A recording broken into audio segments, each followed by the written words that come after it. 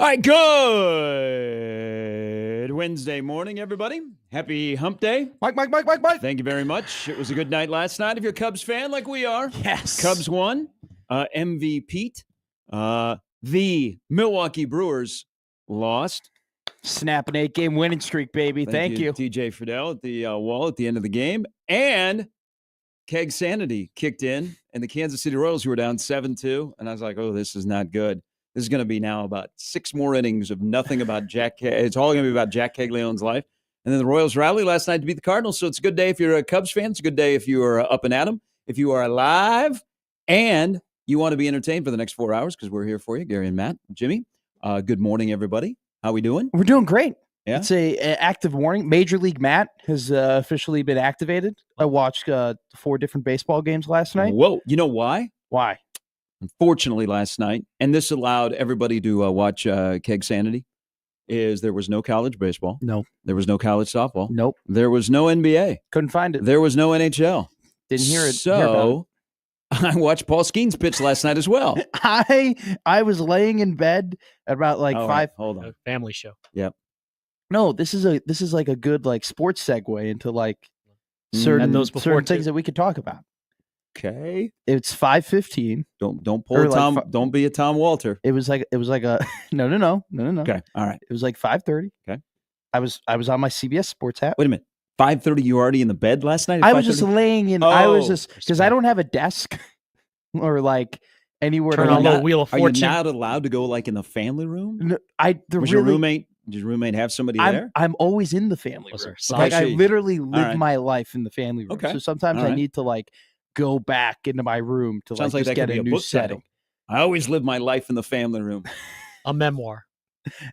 I need a desk. I really do need a desk and like a proper place to work got an because I just NFM work card? on like I literally work on my lap and a couch. It's probably not the most efficient way Yeah. to prepare for a radio show. Regardless, though, I was sitting down. I was laying down in my bed. I was looking at my CBS Sports app, which I always am, and I go, "Oh my god, Paul Skenes is pitching in 15 minutes." Mhm. And I bursted up from my bed, and I ran to the couch and I turned on the TV and I got the MLB app on because I needed to watch Paul Skenes pitch.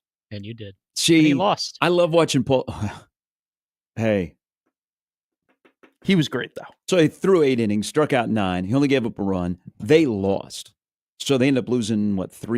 3-0. Hader came in and closed out for the Astros. Boy, by the way, you've been really good this year for your team, Jimmy. I know. I think he's 16 for 16 now in save opportunities. They may win it all. So Skenes' ERA is down to 2.05, God. and that is second best in the National League. But the Pirates lost again. Did you stay with his whole start? No, I was So- gone after 6 innings because So- then I put on Cags. So after he got done and he walked off the mound in the middle of the 8th, and it's 1-0, and they're going through this again because there was a Sunday a couple of weeks ago in Philadelphia. He threw a complete game, and Pirates didn't score. I mean, the Pirates are Bad. a mess. Terrible. He had this very interesting smile on his face, and I'm like, oh, you just need Livy to speak up, and you're gonna Have find some your way out pinstripes. of Pittsburgh, baby. He's there. He can't be a free agent until after 27. Maybe the next But- Dodger. Damn. I mean, I know they're not drawn very well, and they've got one of the most boring. Greg Brown and Bob Walk are the most boring TV announcers I going. found that Sure. to be the case too. Hey, when and they've been there since when I lived in Pittsburgh. Jeez. Greg Brown, great guy, Yeah, sure. very, very nice. Yeah. But they are boring as F on TV. I mean, you got a bad baseball team. I was and nodding then, off. And then you're that. But, they're not drawn very well. Of course, they're not playing very well. And the Nuttings Yeah. don't spend money. They never have. They also, I hope they don't do this because when Skenes pitches, they would scan the crowd. Now, Sure. their presentation on TV is really, really good. It's just the 2 announcers put you to sleep.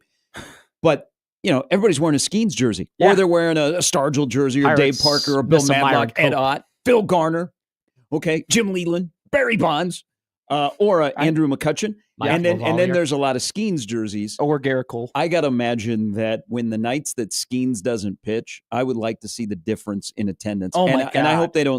hope they don't sit on that and go, well, you know what? We're still going to make some money when Skenes pitches because I can't imagine that at some point, and it's good baseball, that people in Pittsburgh love baseball, that they're going to stop going. And they got to do something. But they're getting to a point where, man, Skenes about put his hand through a wall if he didn't get any run support. I read offensive guys that join that team. I read a month ago about the whole maybe they should trade him, and I thought it was ridiculous.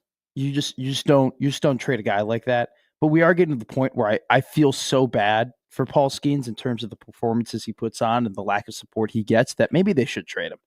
Maybe we should. Maybe we should just try. He's not a free them. agent until after 27. Now he's going to have an arbitration year. Yeah, he's going to get paid a lot of money. Probably in arbitration, he's about a $20 million guy.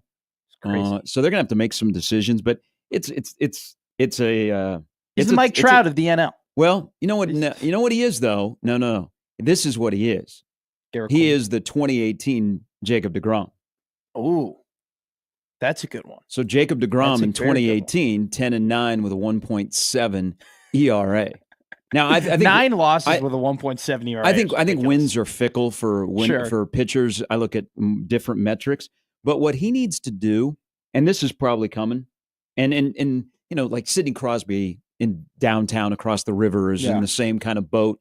Superstar team around him is not so good, but at least Crosby has cups, and Crosby's one of the best ever in that sport. And Skenes may be on a path there.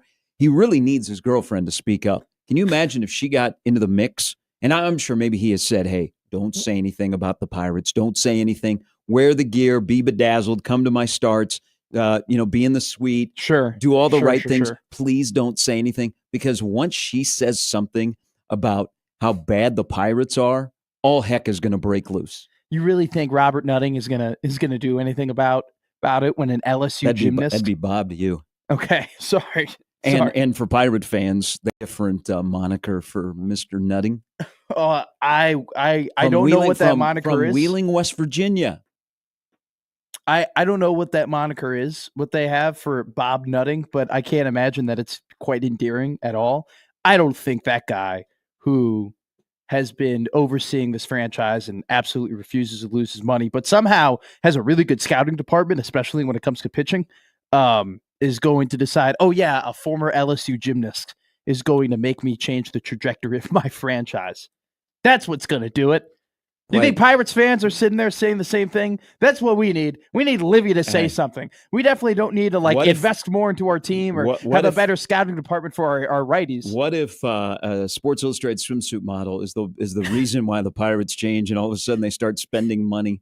That sounds like the beginning of a 30 for 30. Where was this in 1992? I'd love to listen to the guy. I might listen to Pony today over on the Fan in Pittsburgh, because how would you like to be a Pittsburgh sports fan? You got the drama of Aaron Rodgers, if he ever is going to show up. And then you got, what do we do with Paul Skenes? So I wrote this down last night watching the postgame show. Sure. Because I was hoping they would acknowledge. They acknowledged. But I'm talking about doing the clubhouse interview. Sure. I wanted to see if Skenes and Rob King, who hosts that show, who all the people in Pittsburgh, the Pittsburgh media market is really good. Like all the people that were in Pittsburgh when I was there for my lone year are still there. Wow. So I wrote this down last night. This is Skenes. 20 of his 21 last 21 starts. Okay. He has allowed 3 earned runs or less. Jeez. The Pirates are 11-10 overall. In those, Skenes' personal record is 9-7. That's embarrassing. You're 11-10. You're 1 game over 500. His smile last night, though, walking off the mound, you got to look at it. It was like, I know. I can, in 2028, where am I going to be? He's going to look great in a Boston Red Sox uniform. Whoa. Yeah. You already got him going to the Red Sox. I think they're due. They're kind of due for their big free agent signing. I feel like at least just growing up, it would be like the Dodgers would get one, the Sox would get one, then the Yankees would get one, then we would kind of redo the cycle. Now we're in the Dodgers get 3, then the Yankees get 1, and then the Mets get 1. I feel like the Red Sox are very much due. It's going to look great in red and white. Will Garrett Crochet still be dealing? Well, I mean, Alex Cora probably will not be the manager. The Red Sox lost a 1-run game again last night. To the Angels, who, by the way, did not recognize that they're 28-32 now. Ron Washington, man.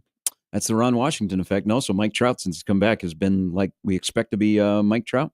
I don't know. The thing about the Pirates situation with Skenes, and he's a must-watch, and we're still on pace. July 7th, Paul Skenes pitching to Jack Caglione at the K. Is you might have a work stoppage in 2027 in baseball. Yeah. You know, we think it's haven't had in a long I time. don't know. Life's been too good. I really don't. Like, I know that baseball's a little bit weird in the fact that it does seem like the players do have some power in terms of negotiations. And we've seen the last couple of collective bargaining agreements between the two sides just not go well at all. If I'm being honest, I haven't fully read up in terms of like all the issues and what they're going to be arguing. But if you just look at the history of these two sides, they're both very stubborn, and it usually does come down to the wire in terms of negotiations. I mean, it's what happened last year in 2020, or what was it? 2021 was the last time we had a collective bargaining agreement. I think I would start preparing for a work stoppage in 2027. What is the main issue of? There's a lot in the CBA. Yeah. There's going to be the introduction of, will the Major League Baseball come closer to an NFL salary model where it's basically a salary cap where you have a floor and a ceiling? Yeah. And there are going to be some other issues about ABS. There's going to be a lot of little issues, but the main one will be the financial aspect of everything that's going on. But I would start to prepare for noise about a 2027 work stoppage in baseball, and that is a sport that cannot afford it, especially in a year where the big markets, outside of the White Sox, teams in big markets are playing pretty well. Well, and you saw yesterday the TV ratings on ESPN and Fox are up. I think that has to do with you just play the hits, baby. I mean, we might get tired of the Yankees and the Red Sox, and they play this weekend on Sunday Night Baseball, but they put the Dodgers and the Yankees on, drew big numbers, but big markets, the teams are playing well. So I think that helps, but will not help is if you shut her down in 2027. COVID did in the sport. I mean, it knocked it down a peg, and they're starting to come back, and they got this young core of talent that every night is making you go, wow. And there's some excitement in Kansas City with Cags showing up. They could not afford to have strife in 2027 because people will be like, I'm good. I think there needs to be a cap floor, but I wouldn't put a salary. I wouldn't put a salary cap, but I definitely do think there needs to be a cap floor because I don't mind with the big markets being just put on TV all the time if they're spending the most money, if they have the best talent, if they're the best teams. I want to watch the best teams on national TV. I got no problem in what market they're located in. And it just so happens to be that the big markets in baseball are the ones that want to spend the most money. But with the cap floor, it needs to be set in baseball. And I don't think it needs to be this this incredibly high number of like $100 million or anything like that. But I've seen these payrolls of like the Oakland A's the last couple years, and like a decade ago, the Baltimore Orioles when they were tanking, and like, you see, like, how can you be a team? It's so to me, and I've been lucky enough to be a team with the Chicago Cubs where we say they're not spending enough, but they're still spending like the 8th most in the MLB. I couldn't imagine consistently rooting for a team that refuses to spend more than the 26th best. Try being a Pirates fan, and they are loyal. They love their baseball, man. They know their baseball. And they've been good too, the Pirates, not recently, but like over their last like 20 years of team history. We are family. They've been able to compete. The Cobra? No. Dave Parker? No. We are family. Omar Moreno? He doesn't know of the awesome. John Candelaria? Kent Colvey? Yeah. The great uniforms that the Pirates used to wear. I have one of those uniforms. I have a Barry Bonds uniform. Do you wear it proudly? Yeah, I do. Because I always get compliments about it. Because there are kids my age that don't know he was a Pittsburgh Pirate. Oh, that's probably true. You probably know he's a Pittsburgh Pirate from the Leland chewing him out in spring training video when they were in Pittsburgh together. Makes me happy. I know they're a Pittsburgh Pirate because my dad is firmly on the Barry Bonds should be in the Hall of Fame, and it's one of his last like dying sports arguments that he can't get over, like many sports people. But I wear it out. I wear out that Barry Bonds. The amount of compliments I get, incredible. Yeah. Incredible. So let's hope that baseball doesn't become an afterthought, but they still have a coverage and marketing problem, but not in Kansas City. We'll talk about the night that Kegs had. You said 0 for 5 with 3 Ks, right? Yeah. You were right on the 0 for 5. He didn't strike out, though. And he hit a ground ball, which was an out 112 miles an hour. Crazy. Lots in that last night. Kind of sad to see him go because I thought he was one of Omaha's own, and someone took him away. All right, coming up on the show, John Walker will join us a little bit later, coming up at 9. We'll put a wrap on the Creighton baseball season. Now what's ahead for Mark Kingston, Billy Mole, and a guy to keep a name on. I think this is going to be somebody that'll be a coach in the college ranks sooner than later, Mike Current, who was new to the staff this year. So we'll put a wrap on Creighton baseball and what is ahead, maybe a wrap on the Creighton athletics season when John joins us at 9, and then Brandon Vogel stops by at 9:40. That's the lineup brought to you by the Rooferys at John Higgins Weather Guard. Do you want to know something? Yes. You guys know what tonight is? The beginning of the Women's College World Series. Stanley Cup Final Game 1 in Edmonton. That's where I thought you would go, but you're right, which actually may, if you're into TV ratings, and it's not our money, so I don't know why people care so much, is that could outdraw you as the NHL Stanley Cup Finals. Therefore, everyone's singing the Canadian anthem. Florida, Edmonton. Really? You think the Women's College World Series could outdraw Game 1 of the Stanley Cup Finals tonight? Yes. There's a possibility. I don't know. It would pain me. God, it would hurt me to my core. That would not. But that would not be good. Would you be surprised? No, I would not. We have 2 marquee franchises playing. Now look at you. You know what? I would immediately said Women's College World Series instead of, because you're a hockey guy. Instead of going, you know what? We got this banger of a series. Sure. Where the Panthers are better than they were last year. We got Connor McJesus. We got the bald-headed dude in an Oiler uniform that sings the "O Canada" in the middle of the stands. We got part 2. Technically, he sings like a verse. It begins in Alberta. I thought that's where you go. You went to Women's College World Series. I went to the Women's College World Series because I was zagging where you thought I would zig. I knew you thought I would say the Stanley Cup, and so I went to the WCWS. Hey, beep, beep, beep, beep. Are you backing up? I'm not backing up You're at backing all. up. I'm just saying that I know you. I just say you just made a good point. I knew what you thought I would say as my answer. No, be independent. Be your own thinker. You don't need to think like me. People don't want to think like me. It gets you in trouble. But it would be terrible for the league. It would make sense. Like, would you be surprised? I would be because it's Connor McDavid. Because it's supposed to be your white knight. It's supposed to be your next superstar. He's supposed to be one of the top 5 players of all time. Like, this is the guy in which your league is supposed to be built on. So yeah, it's no offense to women's softball. Okay. I've been watching it over the last couple of weeks. It's been absolutely thrilling. It's a really good product. This is the NHL, though. This is the Stanley Cup Final. This is a Canadian franchise with what is supposed to be your next future of the league. It would be a really bad look if they got outdrawn by the Women's College World Series. It would, but with one of the world's greatest players and the best player in the NHL, and he may win the Conn Smythe regardless if Edmonton comes up short again. I think in this country, overall, there's a guy that plays for the Panthers that is more recognizable than Connor McDavid. Tkachuk? Yes. Yeah. That says a lot about the NHL, unfortunately, and it pains me. Do we need to get this is the thing? Connor McDavid to America? Wayne Gretzky left Edmonton.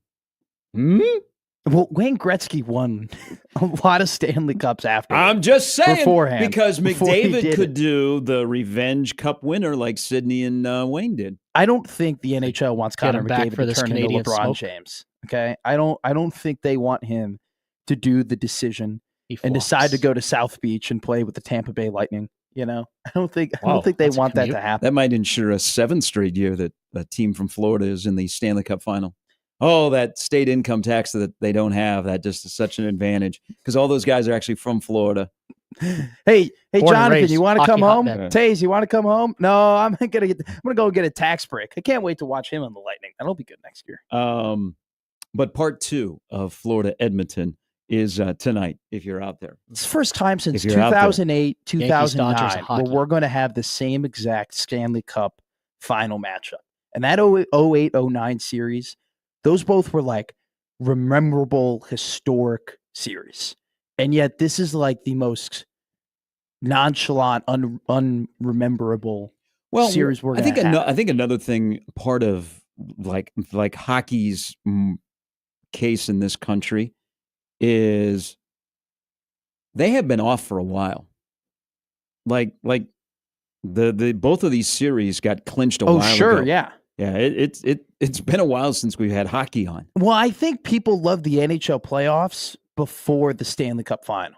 Because I think people like the NHL playoffs in the first round because it's like you have 4 games on every single night. Mm-hmm. And it's like you can just go from game to game to game to game, and like you can just toggle through it, and it's really exciting. And if this game is a stinker, you can go to another game and find really exciting hockey. I think when you get to the Stanley Cup final, people are like, well, now it's just like a hockey game on every other day. Like it's not, I just don't, really? I think that people like the NHL playoffs. You think people just like the playoffs because of the volume of games, not the volume, not the quality? I think that's they like a problem for the NHL. I think they like it because of the combination of volume and quality. Because there are 4 quality hockey games going on every night, and then that's a high volume amount of quality hockey games going. But when you only have one on every 2 nights, I don't think as many people are like, oh, I have to tune in for the Stanley Cup Even if it's final. the Stanley Cup final? You would take the opening round of the Stanley Cup playoffs over the final? I would, yeah. In terms of a viewing experience, yes. Because better hockey? No, not better hockey. You just want other games. You don't want the 2 best teams. You want better games? I want to be entertained for as long as possible.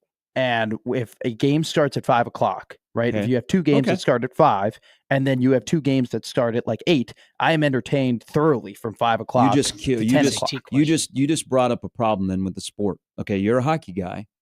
You are off on the Stanley Cup Finals because it's just one game. I'm not off every on this. Other no, night. I'm going to watch every game of the Stanley Cup Finals. I'm just saying I prefer to watch the first round of the Stanley Cup Finals as opposed to just the final series because I get more hockey. I get 4 games of hockey every single night for 2 weeks. So volume over quality. I think the quality is still high in the first round. I don't know. I'm sure. He likes CC's because it's a buffet of pizza. I will take volume. Yes, I will take volume over quality. Yes, in that regard. That's a problem for the NHL. Now, I don't believe that. I believe any hockey is good hockey. I'm just afraid, again, this pains me, that the only way that people will pay attention to this is if it's a heavy hockey series where there's a lot of aggression, and it's not just Connor McDavid, who in the fastest sport in the world goes even faster. Crazy. That there are fights and there is tension. I mean, we haven't leaned into USA versus Canada. Haven't done that at all. You know, remember that way back? Remember that way back? I know. That would be a prime opportunity here because you have 2 guys that were involved that it's a hockey problem. Hockey knows it's not trying to go outside of its lane and grab people. It might need an NBA final series to be a short one, and they're still going, and you get game 6 that is a standalone and game 7, because I'm sure last year people didn't pay a lot of attention because of the 2 markets. I mean, Florida is located in Sunrise, which is north of Miami. You'd still consider the Miami market, so it's a top market. But you have small market finals that are going on because you have small fan bases. Mm-hmm. I imagine last year, and I got this from even, I remember, and Bishop's kind of a hockey guy, but I remember he was dialed in for game 7. You know why? Because there was nothing else going on. Yeah. So that might be the only way that people go, oh, but tonight, you walk into a sports bar here in Omaha. I think we're a pretty good hockey town. Are you going to be seeing Texas Tech, Texas on the big screen, or game 1 from Edmonton on the big screen? I would say game 1 from Edmonton, but you are spot on. You are spot on the fact that it is a choice. It is a question, and the NHL is a product that's supposed to be competing with the MLB and the NBA and the NFL, not with women's softball. No.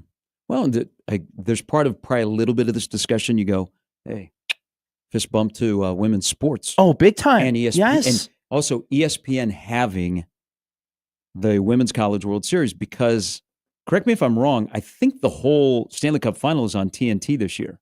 I think it is. Yes. Okay, so they don't have, McAfee loves hockey. So PK Subban is out there all the time. He's on PTI. He does the car wash. Them not having the Stanley It's on Cup final, TNT.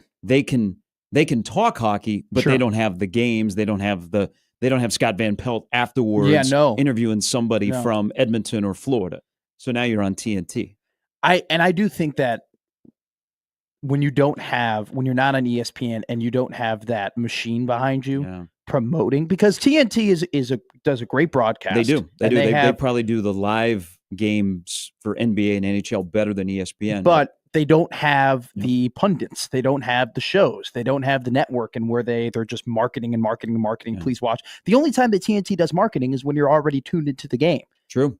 When they're like, hey, come and watch us again in 2 days. That doesn't mean you're not grabbing new viewers that way. There is another problem with the month of June and watching sports that we need to address, because there's a void in our live that usually is right in Jimmy's wheelhouse. We'll get into that when we come back. Again, a little bit later, John Walker, Brandon Vogel stop by, Gary and Matt with Jimmy on 1620 The Zone.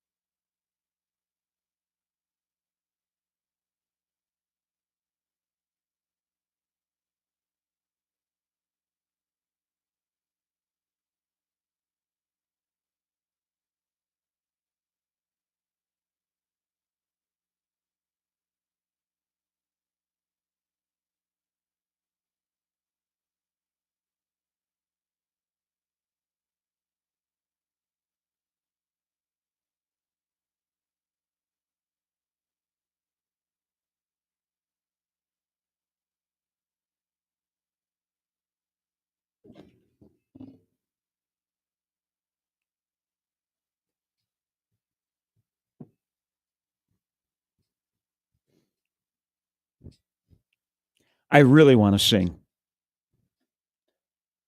It's your show. You can do whatever. May I have your attention, please? Started worse than before. Furniture. So return of the oh wait, no way, you're kidding. He didn't say what he think he said, did he? Now Dr. Dre said nothing, you idiot. Dr. Dre's dead. He's locked in my basement. Great song. Great song. Sadie. I'm sorry for ruining that for everybody. I just needed to find the beat. That was the that was the song before every game, every sporting event. So maybe it's a day for that song that's going to be in my head because I was driving in and Sweet 98, they go live at the same time we do at 6. Yeah. Or, 6:09. They had back-to-back Backstreet Boys, and now I've got that song in my head. Quit playing games with my heart.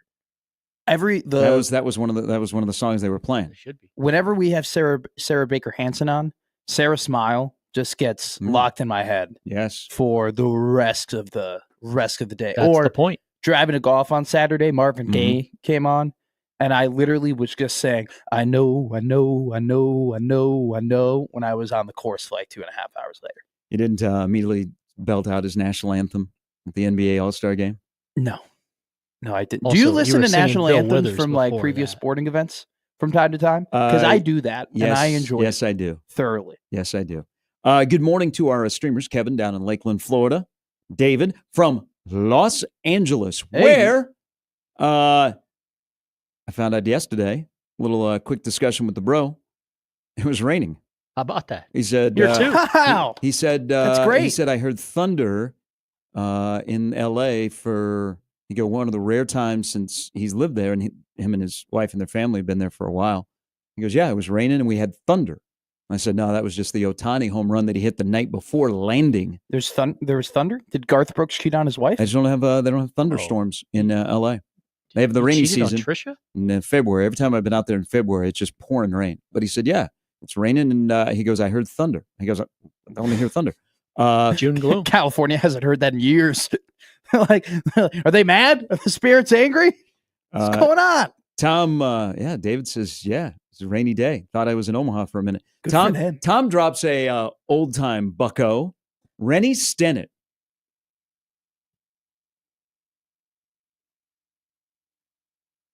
Are you looking up Rennie Stennett? Yeah.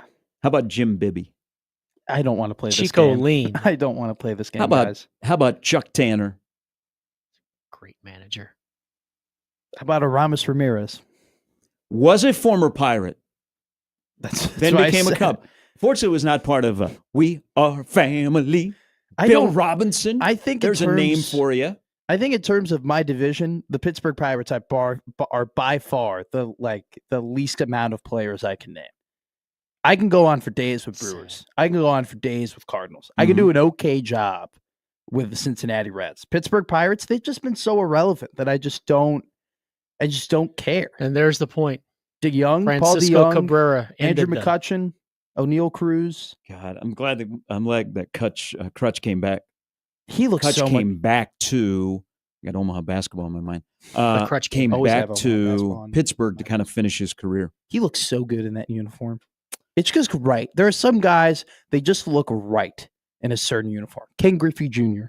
in a Seattle Mariners uniform. Thank you. I thought you were going to say the Chicago White Sox. No. Like, or speaking of the Mariners real quick. Go ahead. Isn't it amazing? And this was announced, Monday?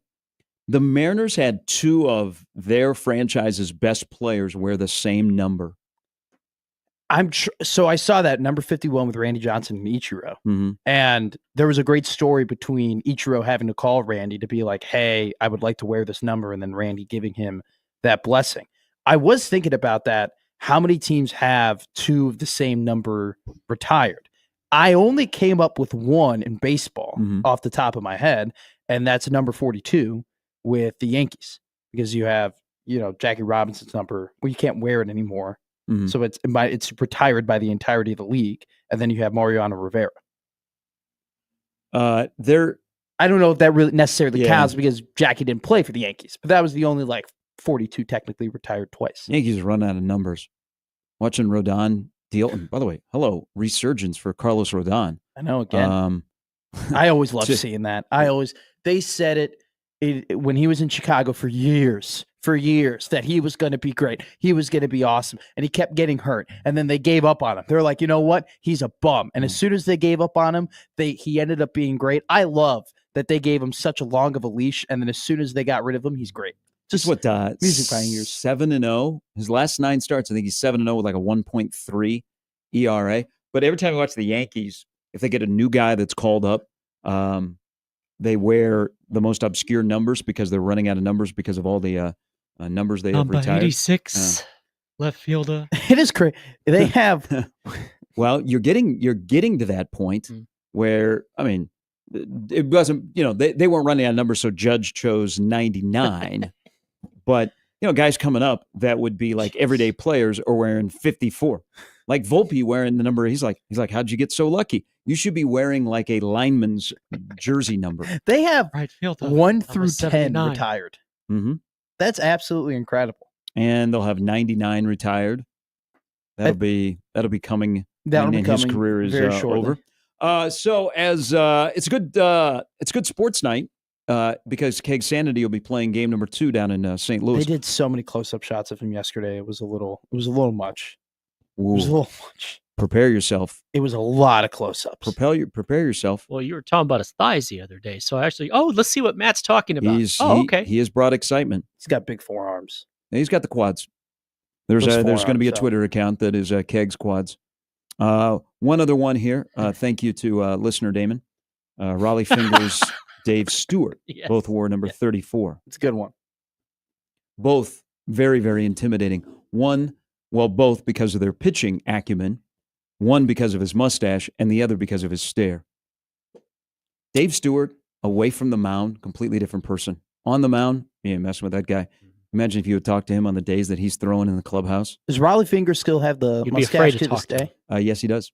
It's grayed a little bit. I think he dyes it. Did he still curl it? Yes, he does. Good for him. I don't think you can let that. I think once you've gone there with the With the curl? with the handlebar, I don't think you can go just normal. Hey, poll question. Once you go handlebar, can you go back?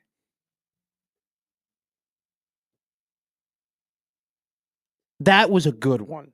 That was a good one. I'm searching, before we get in trouble, I'm searching Urban Dictionary. I don't think a handlebar means anything that you don't think I'm means. playing it conservative on this Wednesday morning. It's already a hump day. We're just running half back. I couldn't imagine what a handlebar would be other than things on a bike or a type of mustache. You just said, what was your question? Once you go handlebar, can you go back? Yeah. That was your question. No, that was not my question. You said I wonder if once you go, I don't think you can go back after you do the handlebar. I was just insinuating. I said on his face. I don't know what you were implying. I'm not referring to anything else other than what's on his face. I don't know what you're implying. You know what I'm going to imply here? As we have a great night of sports, and we are into the College World Series for the men, and I love me some Tony Vitello. I know that I'm a minority. I might not look like it, but I'm a minority in this. Friend of the show. I love Tony V. I think Tony V is great for a sport that needs to be unique. So I'm going to die on that hill that I'm a Tony Vitello fan. And yes, maybe last year after they won the national championship, we high-fived. But we don't have the problem with the viewing of sports in the month of June. Yeah. And this will include the U.S. Open next week at Oakmont, which there'll be a golfer or two who will get lost in the rough. I mean, literally, they'll have to do, they'll put out a search committee for them. Or in the sand traps. We don't have many candidates for hate watch. There are very few candidates to hate watch. Find a reason to hate Florida or Edmonton. Find a reason to hate Oklahoma City or Indiana. Those commercials, beginning tomorrow night. Some people don't like Oklahoma City. Find a way to hate. You watch Scotty Murray State. You watch Scotty win another U.S. Open, and we might get some. We might get some hate watching. Maybe, just because people can't stand winners. If you win too much, there is such thing as winning too much. There is, but we just had a team that was searching for their 5th national championship in a row, got knocked off, and it wasn't like, oh, yes. It was like, God, they've done a lot for the sport, and they'll be right back next year. Tennessee might be one of the few teams this month of sports viewing that is definitely for hate watch. Is Bryson DeChambeau becoming likable, like bad for golf? Because he used to be the perfect hate watch candidate, especially when he was doing the whole I'm super big and bulky and I just hit the ball really, really far and Augusta's a par 59 or whatever the hell he called it. City of Seattle will be hate watching the finals. That is true. So That's the I Supersonics, stand with my Sonic brethren. So Seattle Supersonic fans for the Indiana Pacers is a real thing. Hell yes. Okay, so there. Long live the Rain Man. So Seattle, if you're in one part specifically in the country, you can hate watch this June. Great. well, they have every reason to hate Oh, watch. I Yeah. totally agree. Yeah. But that's, I mean, we don't have a lot of hate watching. We are drawn to sports because there is hate watching. Look at college football. I'll give you an example. Let's just say the team down the road starts to stack seasons, and there will be people that will hate watch Nebraska, and it's okay. And that actually Totally shows fine. you that you're back. Yeah. But we don't have a lot of candidates here moving forward. I think the chaotic opening weekend of college baseball has only left us with one real hate watch team, and that's the Tennessee Volunteers. And they might not make it here because of Arkansas. And I'm telling you, I'm not hate watching Arkansas. I want Dave Van Horn to win a national title. Is Tony V like the college baseball equivalent, or could be the college baseball equivalent of Danny Hurley? If he wins another ring, yeah. I think if you get because I don't think he'll ever be considered to be the New York Yankee manager, or to go and coach the LA Dodgers. Sure. But that's a good comp. That's a good comp. They both have Attitude. They're both successful. They have attitude. Their teams take on those attitudes. They also say things that are really, really insightful that people overlook because they think they're D-bags. But also, too, Tony V did an incredible interview on ESPN2 that I was watching a week ago where he seemed just like an incredibly personable, nice, want to grab a beer with the guy type of dude. Most eligible bachelor in Knoxville. And when he goes out to the baseball field, he turns into a bit of a psycho. Yeah. Like Danny Hurley's kind of the same way. He is. That's a great comp. Here's where hockey probably missed the boat, and maybe they don't want to touch the third rail here. If you're doing hate watch, sure, leaning into USA versus Canada, that would be. But they probably are like, you know what? The vibe in our sport is so ingrained in Canada. We're not going to do that. But think about if they look at where we were in the winter when we had the Four Nations. Do you think USA versus Canada? People watched because there was hate watching of Canada, even though I'm hating Sidney Crosby, but I love him because he plays for my team. But we had hate watch alert just for that. If they would have leaned into USA versus Canada, would that get more attention and more people to watch? Because there is some hate watch in there. It would. I imagine they're taking the pulse of where we're at, and that's a little bit of a touchy issue, especially north of the border. Well, if there's ever a time though, to really hone in on it to get the most viewership and most animosity, I mean, it would be now. But I do think it would reek of desperation, which is why they opt not to do it. Because if you have to pull outside, you have to pull external factors in order for people to watch your sport, to watch your product, to me, when you're actively doing it, not organically doing it, but actively doing it, that reeks of desperation. Is there another college baseball team out there that's live that would come to Omaha and we would hate watch? Texas. If they were here. Yeah. But that's playing currently. That's currently. I'm sorry, I didn't hear that. The good part. teams like UTSA. No, winning teams. No, I don't think we would hate UTSA. I don't think we would hate UCLA. I don't think we would hate Murray State. I don't think we would hate Louisville. I don't think we would hate North Carolina or Arizona. Anybody. A boring College World Series. I don't need Tennessee upsetting Arkansas, but if we need some juice, would we hate watch West Virginia? No, because they would bring a guy. Speaking of mustaches, Google West Virginia pitcher with a mustache. That guy is my spirit animal. When you see it, I hope you'll know nothing it. pops up on Urban Dictionary. This is why when I we'll write have this in. Matt v. Josh at the Village, because we won't have anything to hate watch on Matt the v. field. Josh. We need It's not we gonna need be Matt rivalries. v. Josh. We don't have Lakers We're versus not- Celtics anymore. We don't have. We're not Gotti Yeah. versus Ward in Connecticut. Great, all right? great poll. We're Yes. not. Yes. That is not That'd going be on. great for all the right? zone numbers. Brandon on the text line says you can never win too much. It's true. That's true. You That's could true. definitely win too much, and people start to dislike you. Oh, I don't care what other people think. If Yeah. I'm winning, I'm winning. Yeah. No, I know. I don't Every care. day I'm winning. And But I'm saying, I wish I in went terms home of us alone hating, more. like Steph Curry was hated for a very long time just because the guy won. and it ruined him. Did you see? His parents got divorced because he was winning too much. Don't we just kind of skirt over that story of just like how how that occurred? The Currys? It was a swap. There was a whole swap. We've covered it on this show. Go eat a pineapple. Oh.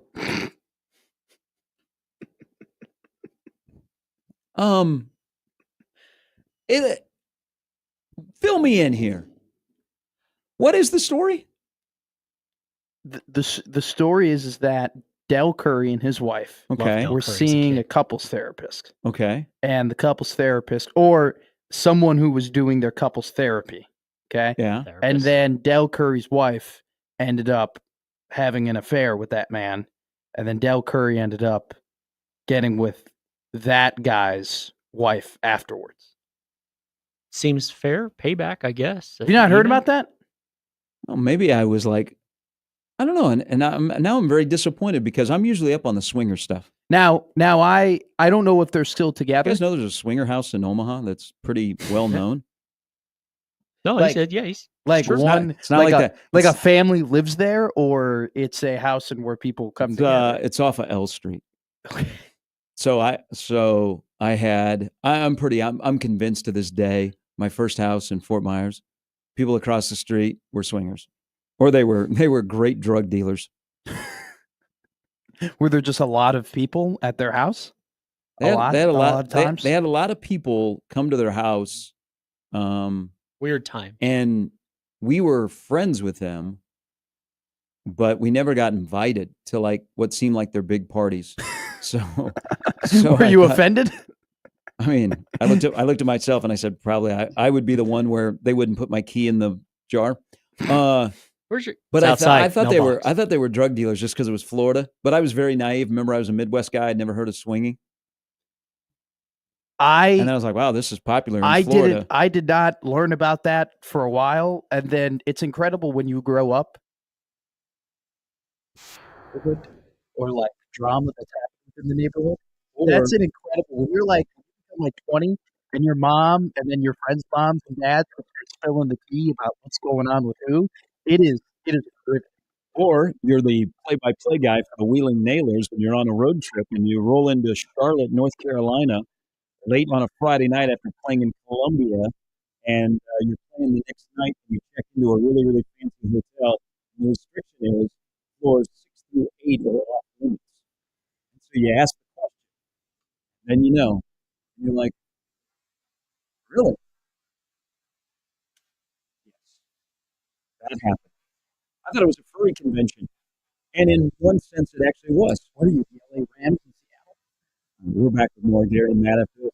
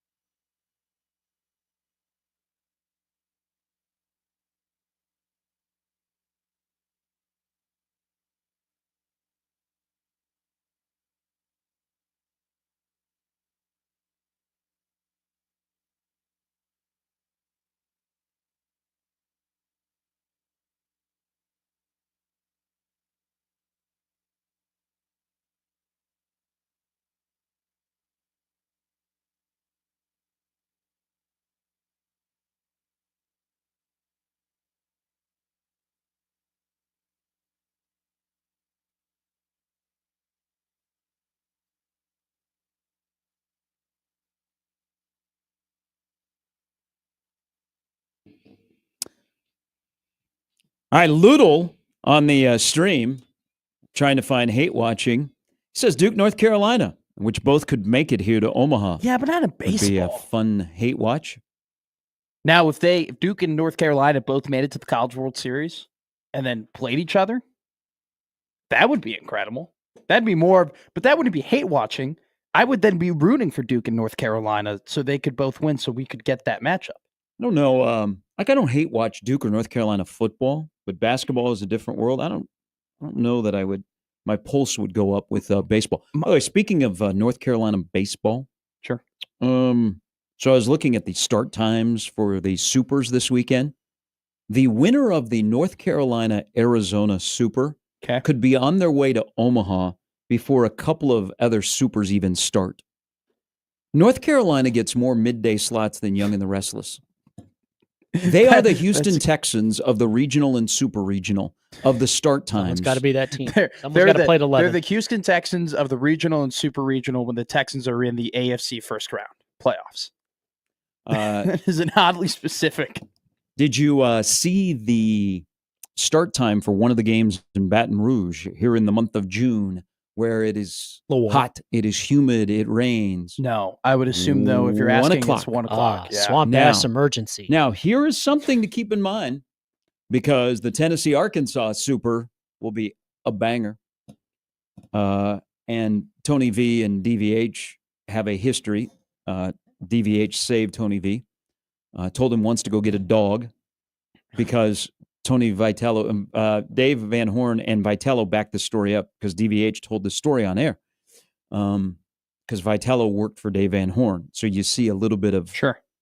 Vitello has a lot of what Van Horn had here at Nebraska, but has a much larger stage in terms of, like, I'm a chip on my shoulder and I'm in it for my team and you love him, but if he's not with you, you hate him. Yeah. Is Vitello was working for him, and then Vitello got the job at Tennessee. And remember, Vitello, and this is not going to help people that hate this guy at Tennessee, he is an alum of Mizzou. He's from St. Louis. Oh, wow. And he walked into the athletic director's office at Missouri for his interview, and he put his feet up on the desk. That's what he did. That's his first in-person meeting with the athletic director at Mizzou. And suffice it to say, that interview did not last very long. And once that story got out, people are like, what are you doing? Yeah. That was a slam dunk for you to be the head coach at Mizzou. And he pulled that act because he admits it, very immature. But when he got the Tennessee job, he was like nonstop baseball, on edge. Van Horn told him to go get a dog or a hobby because he said, go get a dog, a hobby, or a significant other because you're going to burn out. But those two are facing off against each other. It's going to be a fantastic Super. The problem is, Al Roker, Jim Cantori, have you looked? No. It's supposed to rain in Fayetteville from like the end of this week until Tuesday. Dave Van Horn and you gave very similar advice. That's what you told me. You're like, go get a significant other, dog, or a hobby. Vitello took the dog. I took the hobby. Yes. I golf now. Oh, yes. That's the hobby. No, not gambling. Not gambling. It's okay. Lean it. I didn't have to pick that one up here in Omaha. Passion. Good. I need a dog. I should get a dog. Oh, God help that dog. Why? Yeah, why cat's do you probably say that? better for you. That dog would live a great life.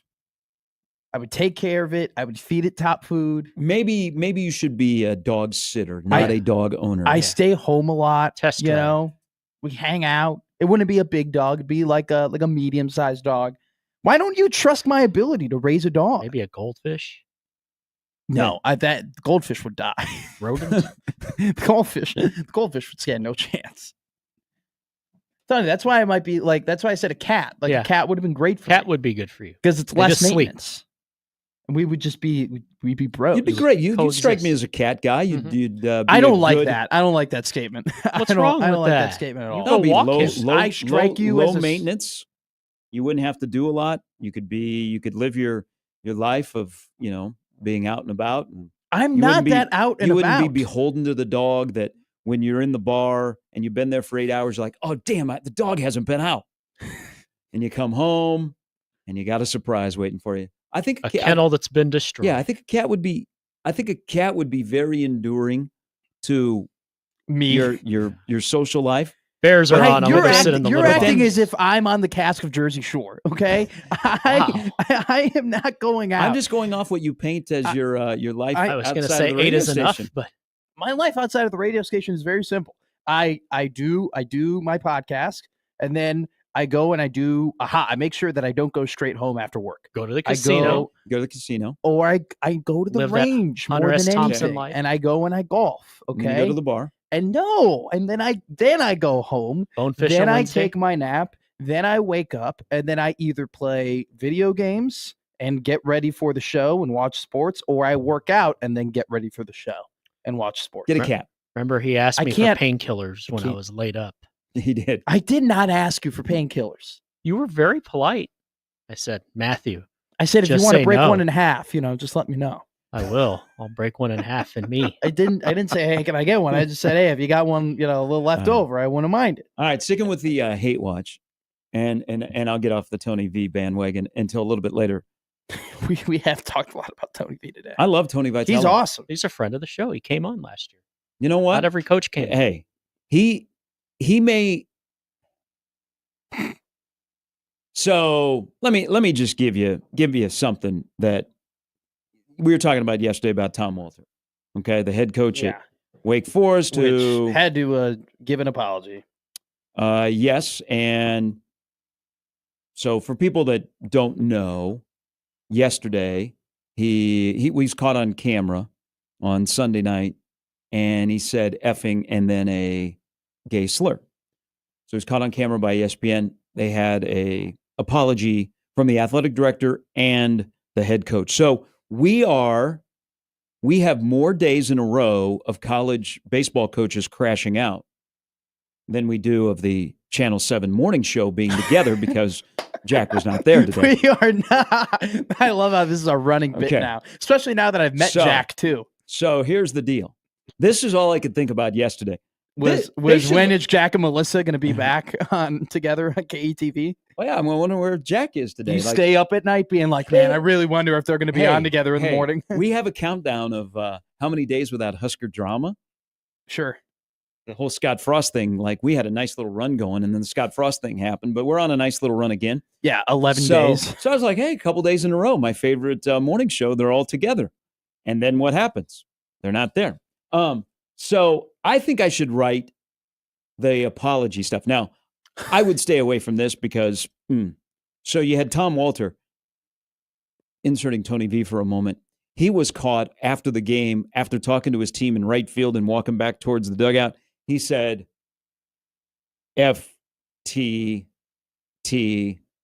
FTTMF. Okay, I don't know. I don't know that, but that's fine. We'll just keep it rolling. The first word and the last word are very similar, and you can. Well, fill. I put the F's together. I don't know what the T and the T. I think I know. Are you separating? There was an F. There was those. You said there, M and then F. there Is was that y- what I think the MF is? There was an F. There was those. There was your mother, and then there was a See, I'm still not putting that together, but that's totally fine. F. Yeah, Those. Your mother. F. Oh, okay. Yes. F. So What was the T then? yeah, I You got said I had- two Ts. I had a double T in there. I'm thinking about Texas Tech. Gig 'em. No. Jimmy, correct our boy. That's too easy, boys. Ugh. It's too easy. Guns up. It's okay. It's okay. Yes, guns up. Yes. I know it's guns up. Birds up. Have you ever been the double fingered pistol dude? All the time when I'm bowling. Yeah. Thurston Stillwater. Okay. Are you close in the chest or are you outside? No, can you got to tell a go lot about- outside. you can tell a lot about a guy with where his double finger pistols are. You also go. I gotta go hips. Because you got to Put it pull them back out of in the holster. Yeah. Which So you learn here's- at 7-Eleven. Here's how in the Tom Brenneman world, Uh-oh. Jeez. Tom Walter's apology should have gone. I made a comment earlier tonight that I understand was caught on a hot camera, and I want to say that I'm deeply ashamed. I wrote this out, by the way. Oh, wait, time out. I want to stop you there. Hot camera. Yes, When are the cameras not hot? because hot mic and hot cameras should be the same thing because he wasn't caught on a hot mic. He was caught on a hot I have camera. never heard of a hot camera You before. have This was now. the previous segment. You have now. So I wrote this out. This is perfect. Hot camera. I made a comment earlier tonight that I understand was caught on a hot camera, and I want to say that I am deeply ashamed. If I've heard anyone out there watching, I want you to know from the bottom of my heart that I am very, very sorry. I pride myself and think of myself as a man of character, and there's a deep drive into right field by Andrew Fisher, and that ball is long gone. That'll make it an 8-2 ball game here in Knoxville. I don't know if I'm going to be putting on this uniform again. I don't know if I'll be representing Wake Forest or if I'll be allowed back in the dugout. I want to apologize to the university, to our fans, to my players, and anyone I offended tonight. I can't begin to express how sorry I am. That's not who I am. It never has been, and I hope there are some people out there who can speak to that. That is from the Tom Brenneman apology. How big of a smile coach will take did you home you right have after on your this. face when you thought of this idea? I was like, this is genius. This is genius. This is Where genius. were you sitting down when you were like, "Oh, I'm going to make was on my a couch. Tom I read- Brenneman, Tom Walter"? I was on my couch and I saw it come on my timeline because we talked about it yesterday. Sure. And you kind of had a feeling that it was coming. It was kind of out of character. Like Kevin O'Sullivan being a bully makes sense. Tom Walter doing that from everything you've heard about him. Sure. Like, okay, a little bit out of character, but you just don't drop that word and you're like, hey, guns up. Or Wreck 'em. Or deacon. You know, whatever you do there at Wake Forest when you have a big moment. Deacon. Deacon. You couldn't come up with anything Hey, more Chris creative. Paul. Tim Duncan. Duncan. All right. So, I love, by the way, every time we say Tim Duncan, just the biggest smile comes over Jimmy Chavez's face. It's a great time in my life. Every time, without fail. What a great 2 You just want to decades. get Jimmy to smile. You So just many say that asses were name. kicked. So many. I wish I. Had so an many athlete teams like were that. ruined. when we come back, Shout out Steve Nash. sticking with hate watching. No, Ed, we did not hate watch Jack Caglione. As a group, we watched him last night, and we will continue to watch him. So many articles. So many camera cuts. But will we hate watch when it comes to Nebraska quarterbacks? I think people already do. Really? Well, Yeah. hold that thought. Yeah. Oh yeah. By the way, to everybody out there, There's a tease. to everybody out there that celebrates, happy 6-4 day, you Iowa and Penn State fans. Scary and man with Jimmy, 1620 the zone. Hey, one place where there's no such word as hate watching. There is, oh my God, that work is incredible, is Moose Roofing. Now, we had rain again in Omaha. We've had some storms. You might be selling your place and you're wondering, okay, my roof, it's taking a beating. I might need a new roof. Not only because this is where I'm going to live or I'm going to sell my house or I just want to have a peace of mind. That's where Moose Roofing comes in. Omaha Roofing Company focused on serving people first. Number one on their list is serving people and then restoration, gutters, siding, all of those, the roofing systems and how you can save money. One thing Pat Moose and his entire crew do, they have a passion for their product and what they do, and they are on top of the ever-changing world of their job, and that is roofing, siding, and gutters, residential roof repair service, commercial roofing. Your most valuable asset is your home. Why not pair it with the MVPs of roofing in Omaha, Moose Roofing? What they can do for you is they will assess after a consultation, they'll get on your roof, and then they will walk through the process that will help you save thousands over the lifetime of your roof with proper and preventive maintenance. They've been in business for nearly 30 years. They just don't show up when the storm is here. Pat doesn't call his guys up and go, hey, I was looking at the weather. The storm is in town. We're going to make some business. No, they're here year round. Bricks and mortar store. They're not a business that is on wheels that rolls in after the storm. They're here before the storm, during the storm, and after the storm to provide you a peace of mind. They are local. Been in business nearly 30 years, from Western Iowa all the way to Lincoln. So if your roofing, siding, or gutters needs a once-over, Moose Roofing is the place to go. Schedule an inspection today, 402-763-4851, or online at mooseroofing.com.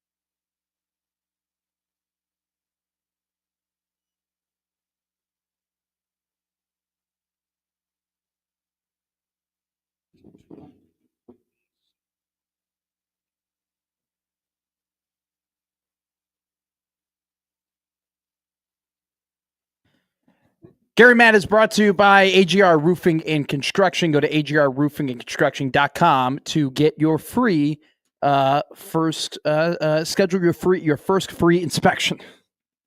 Jeez. All right, welcome to National Cheese Day, by the way. Whatever you're snacking, melting, topping, cooking, sampling. I don't think one cheese is across the board as the favorite in those. So none of them enjoy National Cheese Day on our remembrance of where you were on October 23rd, 2004. Norman, Oklahoma. Damn. Rain Man. Minneapolis, Minnesota. In a press box. I was in a cradle. I could somehow tie that in. Favorite memory of that moment of being in the cradle? Did you have a blowout? I don't really remember. I watched a blowout. Likely. It's probably my grandfather watching me with like a glass of scotch and the Cubs on in the background. Probably screaming at Mark Pryor. The Red Sox defeated the Cardinals in Game 1 of the World Series that night. It's October, so actually he wouldn't be watching the Cubs. It was a night or a day that Nebraska football lost in Manhattan.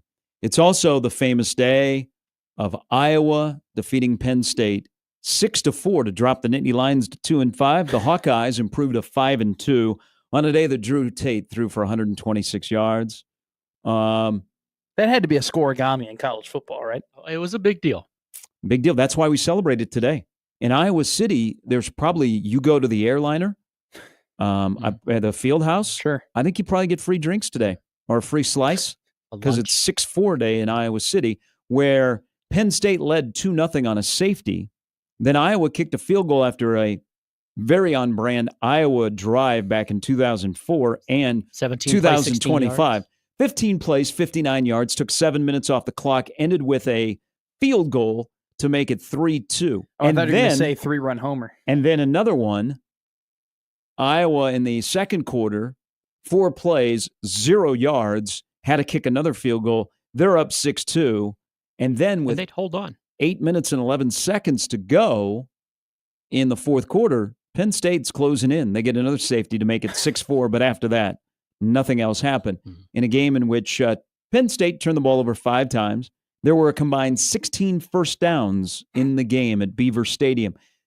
It was an 11 a.m. game. Yep, ESPN2. ESPN2. 6-4, Iowa defeated Penn State. We celebrate it today, even though the game was played in October of 2004. That was the Big Ten I knew and loved. It was always there for you. A little hangover. It was always boring with bad offense, is what you're saying? No, I appreciated it for the beauty that it was. Beauty's in the eye of the beholder. I don't know. As Metallica once said. We get to a certain point where it's not pretty anymore. Right up there with Shakespeare. That's how I look at it. I'm just saying, there's a point from a defensive perspective where it's like, there is too many turnovers in this game. Like, we got another pick. Are you serious? Can they do anything? Now, Iowa JD wants to add some context to this. In fact, that's why there's a BTN now, because of games like that. Yeah, BTN didn't exist then. No. Do you think, I think one of the greatest games ever in the history of the Big Ten Network is the first game in 2007 between Michigan and Appalachian State, the big upset? Yeah.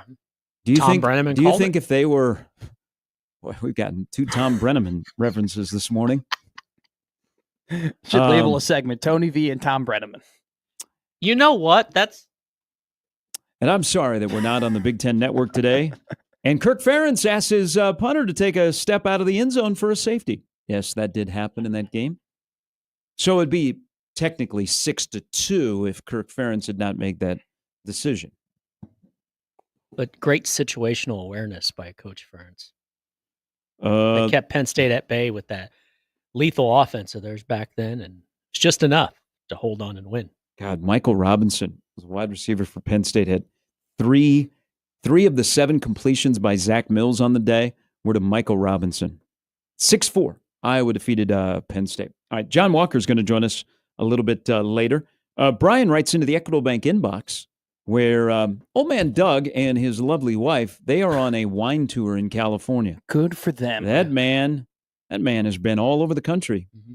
He's been everywhere, man. I think I could start singing, but I went to Q39. Miss that commercial? I was getting a little worried that Doug might be like upset at me because I haven't. Why? You guys went to a Creighton game together. We did not go to a Creighton game. You guys took a Beautiful selfie picture. at a Creighton game together. I I was in the Lexus Club, and I mean, we got know. a DM from our friend Doug. I actually think I got an email from Doug being like, "Hey, I'm sitting over here. I would love to see you." So I, wanted to meet Doug. Wanted to meet a guy who always emails us in. We did not go together. I did not use his seats. I wasn't wearing Creighton blue. I was just enjoying a Yet. basketball game between two ranked teams at the time, I believe. You do have a sweet baby blue quarter zip, though. I do not. Do not spread are- rumors. You guys are like, I am a Doug was like- Cornhusker. Doug was like, young man, let me tell you about a guy named Benoit Benjamin. He- 84, 85. There was nothing like it going to the Civic, seeing 0-0 play. And then when the game was over, seeing 0-0 out and about in Omaha. You guys Clippers, didn't great. reminisce like that. But He alphaed me in that picture. It was a bad angle for your boy. I looked small and skinny next to Doug. did he, I'm using your Terminology. your terminology, did you feel like the hug was a little aggro? No, I felt like he knew what he was doing.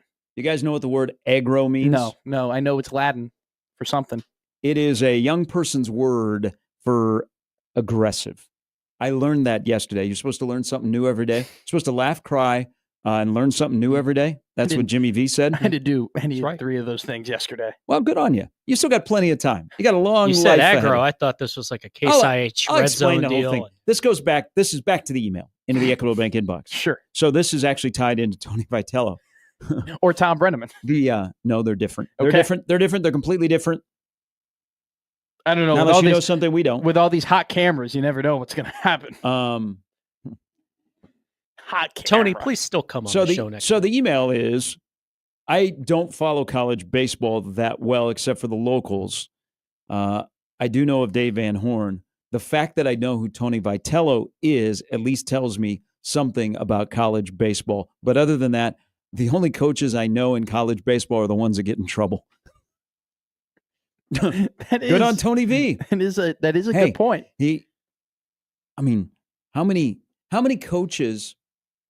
I won't make it hard on people. Like I doubt you could rattle off No way. any other coach, head coach in the Big East, not named Ed Service or Mark Kingston, unless you follow Creighton baseball on a daily basis and you follow the Big East. I'm not even going to try and guess, but I have heard the name of the Xavier coach. Wasn't it? It's not Bill, is it? Isn't that? Does no? Okay. Like a Brazilian soccer player, he goes by one name. Bill. But how about Big Ten baseball coaches? I told you. There's no way I could. I know 2. I know Jake Boss over at Michigan State, and I know Will Bolt. Will Bolt. I'll give you I'm not the one to participate in this because I think I know him more. Yeah, I was going to say you. But it's just like that's a college baseball thing. All right. With that said, so we're on Hate Watch And Rick Heller. Boom, John Savage. We're not going back and forth here. Oh, I am a very casual baseball fan. Let's just establish that. I'm not going to act like anything that I'm not. Okay, I'm not going to act as if I'm this you don't big know expert. your head. I have to just put it out Okay. there. I am a very casual. He's That's n- why I told you He's yesterday. he's not there anymore. But Spencer Allen, No, he was at your baseball school. I didn't care about Northwestern baseball. Joe Girardi. Yeah, Joe. Well, Joe Girardi, family friend at one point, Then what happened? and then he ended up being the coach of the New York Yankees, and him and my dad don't talk anymore. But Because of that? I think he just became Wow. too big time for old little Mike Oh. McMaster. Okay. But he signed. I went to a Cubs game. Yankees were in town. I got a Joe Girardi signature. I asked him about my dad. He goes, "Oh yeah, we went to school together." Nice. Little story. But anyway. No, I don't give a damn about Northwestern baseball. Okay. I don't give a damn. All right. Only Northwestern field Wasikowski. hockey, Northwestern women's golf, and Northwestern basketball, Northwestern specific. football. And Pat Fitzgerald. Yes, all Which things. we're now on The a- future Iowa football head coach. Whoa. Sarcasm. I was told it was Sarcasm. LeVar Woods. No, well, it should be. Should be. It should be that. Should be. By the way, I Pat think- Fitzgerald's son. I By think the way, Iowa's going to be better than people think. I also think USC will be in that boat. I think the middle tier of the Big Ten will be juicy. I think the battle for that 4th playoff spot will be really, really good this year. I think the statement "I think Iowa is going to be better than people think this year" is a statement that you could say almost every single season. And They lost a lot on defense, and but I think they're always pretty decent on defense. They lost Caleb Johnson. I think it comes. It's funny enough. I think Tim Lester is a good offensive coordinator for Iowa. With USC, I never thought I'd say this, but I feel like it just all comes down to the quarterback. I feel like with Lincoln Riley teams, it's almost like, it comes down to everything other than the quarterback. This year, it's a very interesting mix, but I think that's a good thing. I think it's a good thing that, like, you could say, hey, this season is teetering on what our coach is really, really good at coaching. Where the other things, I don't. There's going to be Survivor Island. Iowa, USC, Nebraska is a trio to watch in the month of November. I hope so. They play the round robin. I hope so. All right. So speaking of quarterbacks, let me see. I want to give the accurate stats here on a tweet that was done yesterday that had a little bit of a screen time. Let me. Oh, here we go. What if I would have told you in the 30 for 30 voice that a quarterback that is committed to Nebraska and is a wholesome 15-year-old who is in Lincoln and is on social media, and he's become a magnet. He's got a great personality. He does. He would have had his first taste of a runzie yesterday, put it on his Twitter account, and 40,000 people have viewed it. 1,000 plus people have liked it. That is what Trey Taylor did yesterday. So it got me to think. He's kind of doing the media tour, which is he's very, very savvy. So I'm fascinated to watch him grow and what happens when he gets here. Sure. But he said, I think he said this to Sip, that it is his job to come and take over for Dylan Raiola. Now, I would like in a world which I have my perfect world. In a world, I would love for him to reclassify and be here next year, because I think he would benefit greatly from Dylan in that quarterback room. As long as Nebraska's not 7-5 this year, Dylan will be back. He would benefit greatly from being around him for a year instead of coming into a quarterback room where there might not be as much veteran experience or that kind of a leader. But are we going to have to pick our quarterback here? Because, again, he's not going to be here till 2027. If things work out, the current quarterback will not be here. He'll be on to the NFL draft and on to the pros. But his brother is slated to take over for Dylan. And Trey Taylor said, it's my job to come in here and take over for Dylan. I love competition, but one is aggressively peer recruiting. The other one is a little bit quieter, and there are more doubts. This could be, if everybody stays, sure, this could be kind of interesting in 2027. I know this is a good summer topic on June 4th because we're talking about a quarterback room that is 2 years away, but Trey Taylor is in our lives right now. It'll be fascinating. What are we gonna have to have a, maybe hate watch isn't the right word, but we're gonna have to choose our warrior. What about TJ Lateef? Well, he's in the mix. I think we have Survivor Island with two quarterbacks this year. When you have one of them, both won't stay. What? One of who? Lateef and Raiola, or no, or Lateef and Davila? Yes. Okay. I think in a perfect world, you have Dylan Raiola plays this year, Dylan Raiola plays next year. Mm-hmm. One of Dayton Raiola and TJ Lateef come on and establish themselves as a good quarterback. I'm not expecting them to be at the level of Dylan, or at least the level that we think Dylan can be at. Mm-hmm. But they establish themselves as a good quarterback. Then Trey comes that year. Wow. Now this is a good problem. This is a good problem to have. But are we going to have? How long do you think we're going to have one guy that's peer recruiting his tail off against? We're going to have one guy. Dayton is so much different from his brother in terms of like being out there. Sure. I don't really ever, and I don't think Dayton does a lot of interviews. I mean, it is. He doesn't. You don't hear about peer recruiting. But No. the guy that won't be here until 27 is like all in on the peer recruiting. Also, did you guys know that ice cream cones at Runza only cost $1? But it seems like every time you go to Runza, they're out of ice cream. They got a McDonald's problem there. They should put it on the marquee. Just saying. That's a side note. Watching the video of Trey Taylor eating I didn't know Runza. that Runza had ice cream. I don't think I would ever go to Runza. They have really good shakes. I've heard. Do they actually? Yeah. They just do everything. I just go they're there a for the consistent ranch. playoff performer. Look at you angling for something. What? Him or me? Oh no, you need a bucket late. Does they'll get you everybody does everything that you like either roll out of bed and get 20 and 10 or get a bucket late? one. No, unless they suck, then they don't get any bucket at all. They're not in the game. Then they're Tony Snell. Okay, so let's. So 2025 will be Dylan Raiola starting for quarterback. I would hope so. Okay. Yes.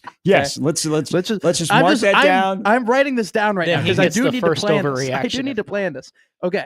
So then 2026 If it's next not, year. somebody better let us know. It's gonna before I go to the window. So it'll be Dylan in 2025, Dylan in 2026 Heard it is here the hope. first. As long as Nebraska doesn't go 7-5. Then If Nebraska goes 7-5 this year, someone is going to come and pay him a lot of money to be on a contender. Boop. So Boop. TJ Lateef 2027 or Marcos Davila. Can we do an and or there? yeah. Okay. yeah. So at that point, Lateef and Davila would be eligible to go to the draft after Just that hope he's season. still here. Hey, this is a great problem to have. So then This what? is a fantastic problem to have, but we're going to get ahead of it here. So then 2028 is Yeah? when you say Trey Taylor? No, he'll be here in 2027. Yeah, I know. But then 2028 would be the year. He ain't showing up to sit. So you would go This Raiola, could be great. and then TJ Lateef or Marcos Davila or Dayton Raiola. One of those guys is In your quarter- 2027? In 2027. Okay, let's do this differently. Okay. Outside of Dylan Raiola, Yeah. what quarterback takes the most snaps, whether they be end of the game, human victory cigar snaps, which you can't impose on Graham's dad. That's what he does. Between now and the end of the 27 season, outside of Dylan Raiola, who takes the most snaps at quarterback at Nebraska? And remember, there would be just 1 year where there would be more snaps to be passed around. I think that Marcos Davila is a good enough athlete where he could probably have packages for him, maybe this season. But if I were betting over the entirety of careers, I would say Lateef. So this is end of 27. End of 27. Who will take the most snaps outside of Dylan Raiola? I will end say- of 27. I will say TJ Lateef. Okay. TJ Lateef. End of 2027. I would say that he more than likely I after what I saw at the little snaps we had at the spring game, okay, and the fact that he looked like he could maneuver a pocket, his athleticism, he's got a pretty good arm, he can whip that thing a bit. You know, he's a freshman. He's learning a lot of things right now, but he's a 4-star from a really good state that they actively recruited, that they really wanted to have him. Obviously, there's a long way to go in terms of like knowing what in terms of things to know about him. But I would say Lateef at the end of 2027. But what do you do after 2027? Oh, no, I won't stop there. I'm not, Okay. I may not even be alive. I would say Lateef. Okay, thank you. Couple of emails here, but first, we brought this up on Monday about somebody that is discovering things that we take for granted around here, whether it be Nebraska football, Runza, Gabby Union being attached to Nebraska. I'll give him credit, and he did this after the whole hat thing when he committed to Nebraska. This, I hope this is something that he continues with. He responds to people on social media. So I'm going through the comments here of his video, and someone says, gonna have to hit this up when we there. I'll go back with you.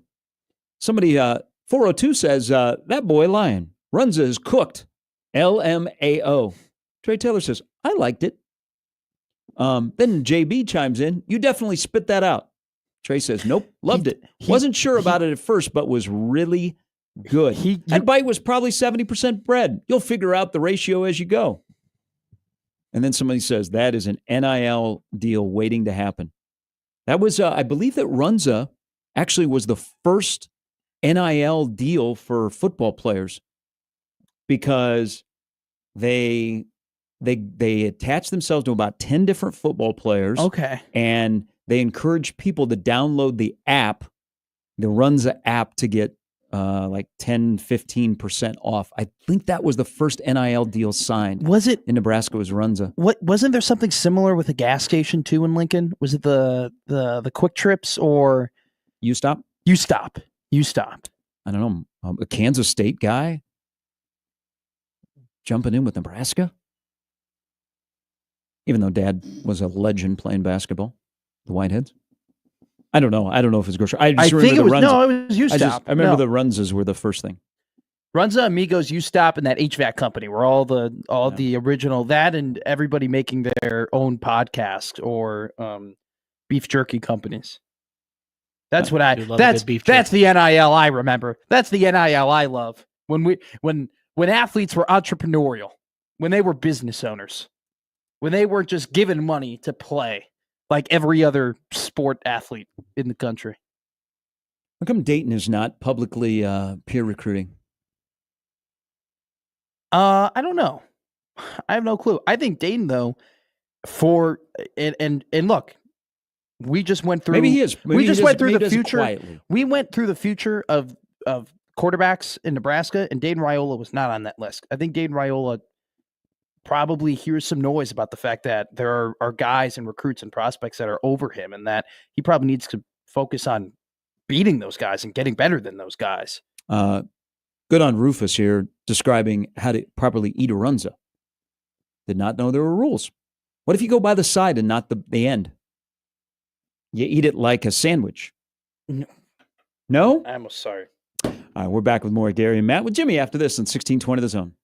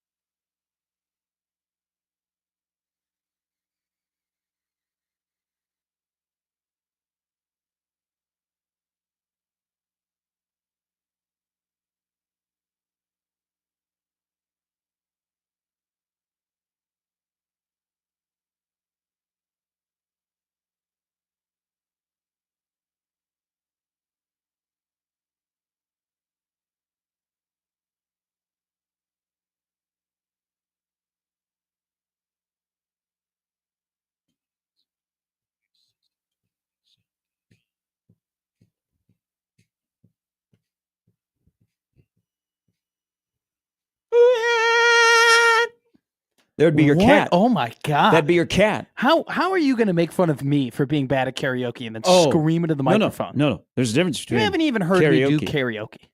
I don't do karaoke. I just do radio rap. So I'm scrolling through the old internet. By the way, improve your life, Jimmy. Stop doom scrolling. I'm going to tell you something right now. My generation. What I'm doing when I go because home? I thought I kept that secret. Generations before us, I realized this. I was thinking about this. Generations before us, when they got bored, they would turn on a movie, right? Or they would like put on MTV. Yeah. Or they would watch like TV shows. And it would What like is this culture MTV? you would be cultured. That was pop culture, right? You turned them on, you watch those movies, you can talk about it with friends. Music Now, videos, they called them. My generation, we don't put on the movies anymore or put on MTV anymore. We just doom scroll. I am not even Miss Rachel. versed.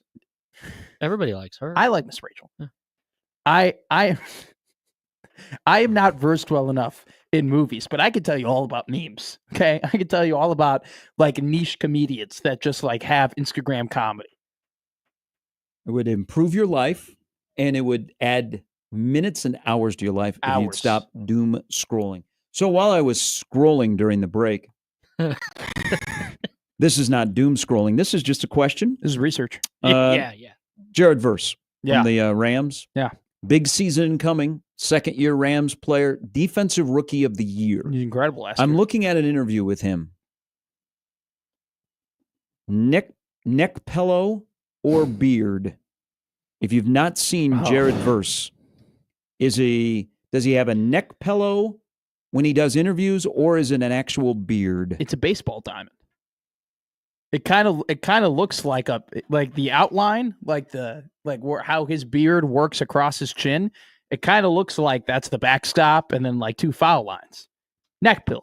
It looks insane. It's poofy. The before when Jared Verse, there's a picture of Jared Verse when he was a rookie to now the picture of Jared Verse now. I think ESPN might have messed up, and it looks like two completely different humans. Like this is him now. Mm-hmm. This is him in his rookie year. Yeah, the gentleman at North Dakota State. Different. He has let the neck beard grow. Like LeBron probably has the most famous neck beard. And then Jared Verse came along. It looks like a neck pillow that you would wear when you're flying, but that actually is part of his face. And I'm amazed. Could you ever actually grow that? I was looking at a picture 5 years ago. It popped up in my memories of I didn't shave during COVID when we were out of the studio. I can't imagine you with a beard. Ooh, I looked like, and I did nothing to it. There was a lot of salt and pepper in there. Like when Rocky's training But in it Russia. itched. I've told this story before. Yeah. Because people are like, you should grow a beard. I'm like, I can grow one, but my face itches. And they're like, oh, we got creams and we got oils. I don't want the same way. It was, I look completely different. I did have a little Grizzly Adams going on. I'm not going to. I'm David Letterman. I'm a every other day shaver now. Shave in the shower, shave in the car. I look in the mirror and I go, do I look ugly? Wow. Saying that since does the kindergarten. mirror talk back to you? And you have a nice little shadow there. That looks good. That's a good look for you. It's I have to plan out when I shave though, because if because of you don't want to use all electricity, you don't want to pay the bill. You're a teacher. No, I use a razor, so the electricity doesn't really matter. It's more so to do about the shadow. Like this looks good on me right now, but like the day after shaving, I don't look that good. Like I have the little, like you can see kind of some brown like coming through. Yeah. And so I have to make sure that I'm on important days where I'm going to see people that isn't like a look. Like Monday through Friday, 6 to 10 with all of our great listeners? Mm-hmm. Well, like typically like a Thursday show would be like when you see the shadow coming out. All right. For all you Monday through Wednesdayers, sorry. For all you dailies that are writing into the Equitable Bank inbox about our discussion of Dayton versus Trey. Again, good problem to have. Shows you the improvement of the quarterback room at Nebraska. Yes. Chris writes in. He said Dayton Raiola needs to focus on finding a D2 school he can actually play at. Come on. He is good enough to be a D1 quarterback. It's going to be a big year for him in high school. You know, there is that narrative. There is that storyline that it's more so to do about the last name as to why he is being recruited and why he's the only quarterback on Nebraska's roster. And for his sake and for Nebraska football's sake, I hope he has an incredible season. And he proves that, no, I'm just not Dylan's brother. I'm Dayton Raiola, and I'm a lefty. And I have some really interesting characteristics as well that can turn into very good football. Like being a good quarterback. Like his brother. Yes. Yeah. Well, I hope John, his brother becomes a very good quarterback. If he doesn't, we're going to have some speaks. Major problem. John writes in. He says, if Dayton ever becomes the starting quarterback in Nebraska, barring injury, things have gone wrong. I disagree with that, because that would mean that his brother had a great experience, that his brother was very happy with who was his quarterback coach and then his OC, because I don't think Dana is here long term. I don't think he's going to go back and be a head coach, but he might just step out of the ball world. But he's here at least for the next 2 years because he is Dylan's OC. But if Dayton starts at Nebraska, that actually means the Dylan experience went well. Nebraska has made big progress. And Dayton has made progress. And Dayton he finally steps outside of his brother's shadow. And we get a left-handed starting quarterback in Nebraska, which I'd be very giddy about. I actually think if Dayton Raiola started in Nebraska, that would be good things for Nebraska. Now, might complicate some things, and some guys might have some hurt feelings, and some guys might transfer, but that's what happens. One high school quarterback, one portal guy every year. If Dayton Raiola ends up starting in Nebraska, that means that he took massive steps and became a good quarterback. What do you think those steps are that he has to take?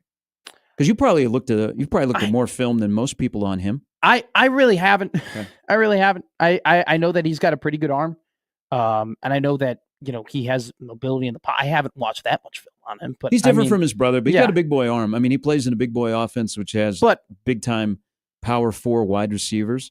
He's a left-hander. He looks like when they were working out in Texas, little baby fat. He doesn't have. He's starting to grow. Like his body's starting to mature. I don't know. He's very different from his brother, but I think he's a good quarterback. It would help the narrative if like Georgia Tech would drop an offer, or a Power 4 school would drop an offer. So on his recruiting page, it doesn't have Charlotte, Old Dominion, Nebraska. That's why I talk about taking steps. Or somebody to go, hey, I think the Elite 11 invitation got lost in the mail. Exactly. I guess just my comments come from the fact that there hasn't been all of that Power 4, Power 5 interest in him being a quarterback elsewhere. Right now, some of that could definitely stem from, hey, he's going to Nebraska. There may be no point in recruiting him or trying to get him. Absolutely. So that could be a deterrent for why some programs haven't offered him. But I agree with you. It would be great if he got people actually trying to steal him from Nebraska. It would be good if there got more recognition.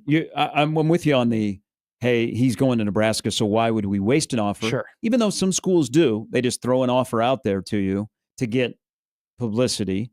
But it'd be nice if the recruiting gurus would talk more about him as being a top prospect. Yeah. Yes. Yeah. And they would be like, this guy might be in line to be bumped in his star rating. You just don't hear that. All right, when we come back, there was something in the NFL world yesterday that kind of hit close to home that we will discuss coming up in the next hour. John Walker, Brandon Vogel a little bit later. I'll join Gary and Matt with Jimmy after this on 1620 The Zone.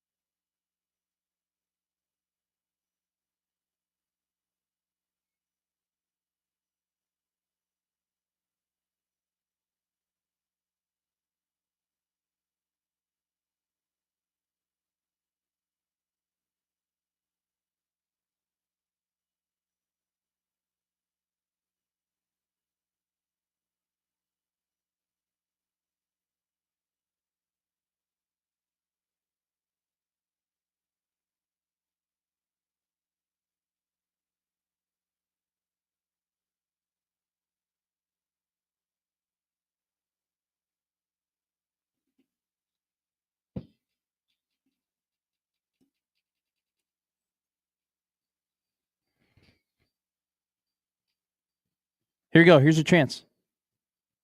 I'm just going to listen. Fine musical selection.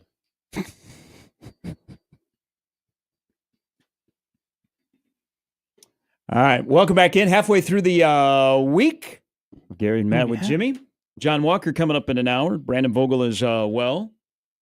Jack Caglione, good thing they were in St. Louis last night because they had storms down in Kansas City. They had a tornado in the vicinity of Arrowhead and Kauffman Stadium. All the fun stuff. And all I could think about, and I'm probably going to have to go to confession for this, or probably I'm going to HE double hockey sticks. All I can think about is watching two sets of videos outside of Arrowhead and Kauffman is Mitch Holtis saying, "Touchdown, Kansas City." I know. I had to say it. Okay. I apologize. Everybody's safe. You're like, I hope the rain doesn't the late Bill ruin the Grigsby. grass over there. I I hope the grounds crew's doing well. We don't want Pat Mahomes slipping and tearing his ACL. I think they'll be okay by then. I think they'll have the field repaired. Good drainage. But Rain Man did bring up one of the Seahawks and the Chiefs played in a frog strangler. Mm-hmm. That it rained and it never what? stopped raining. A frog strangler. A frog strangler. You're not from the South. Frogs with Never heard of that. mental health so issues. In Florida, when it rains so hard, Okay. it rains so hard that frogs can't keep up with it. And so they kill frogs. Yeah. And so we call it a frog strangler.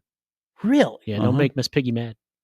That's interesting. I've never heard that before. Like yesterday morning here, it was raining so hard. Would that be a frog strangler? That I almost said it was a frog strangler.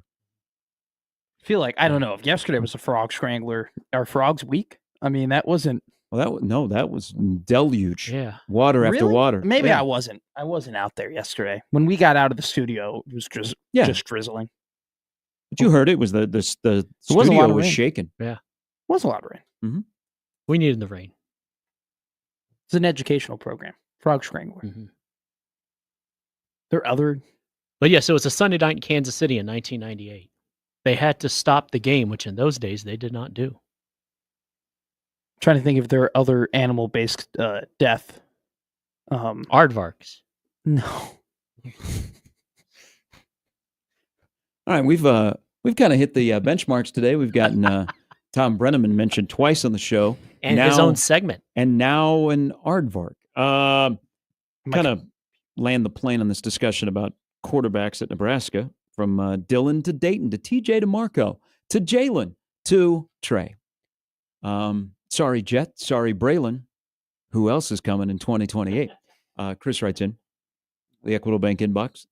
The fact that you just said if Dayton ever starts at Nebraska, that it means he has drastically improved. WTF? Why are we even talking to a quarterback that would need to drastically improve for him to ever start?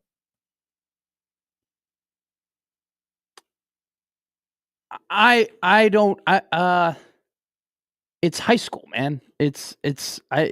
You improve when you go to college. I don't know what the whole thing about drastically improve is. He's still a 3-star prospect.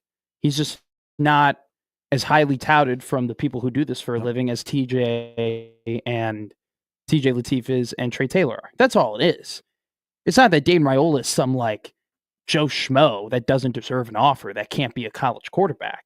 It's just based on the other guys who are in there. It's just the people who do the scouting and do the recruiting have deemed that those guys are better prospects than Dayton is. So in those guys' eyes, Dayton does have to improve in order to be considered the same type of prospect. But I don't like this narrative and this idea that Dayton Raiola is only getting an offer and only committed to Nebraska because of his brother, or just mainly only getting an offer because of his brother.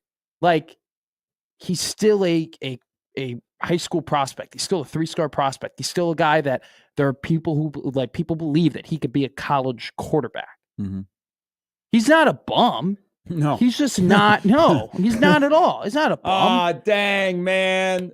The guy at Millard South, and we got a bum. No, you're right. He's not a bum. It's just TJ Lateef is a 4-star from California that holds a lot of weight. What if his name was Dayton Robinson? Would we think differently of him? We would 1,000,000%, because maybe he should change his last name.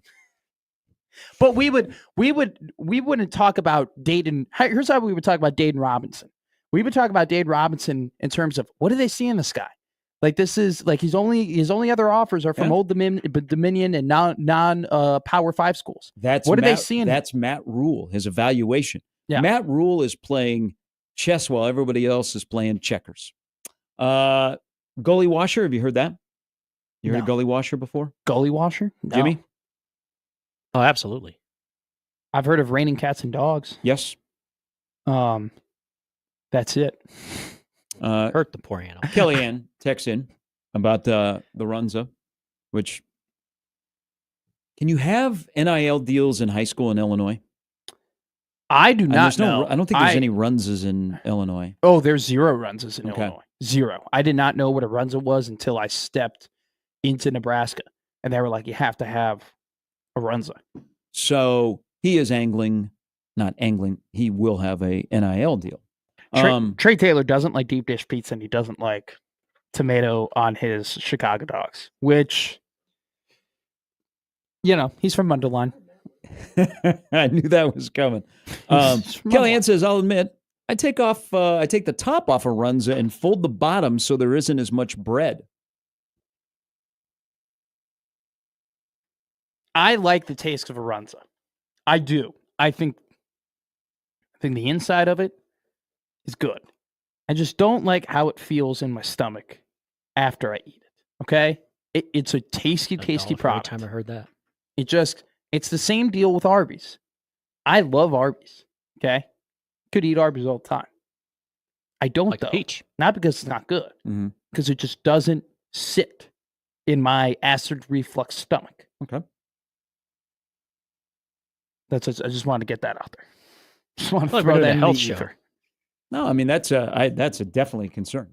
Yes. I'm worried for you. All right. Here is no relation. Matt on the Prairie Flower Casino hotline. Good morning, Matt. Hey, guys. What's going on? Good. How are you guys? Good. How are you? Good. Hey, on that Dayton Raiola thing, I'll be brief. Like, my only thought with this whole thing, like, I'm not a prospect, Nick, or anything like that. I mean, I know their star levels and stuff, but don't you think if you're looking at a 3-star and you have his brother on campus and you see his brother's work ethic and his family's work ethic, maybe you think the odds of that 3-star developing might be better than a different 3-star just because you see how hard his brother works? Absolutely, and who his dad is. Right. Yeah.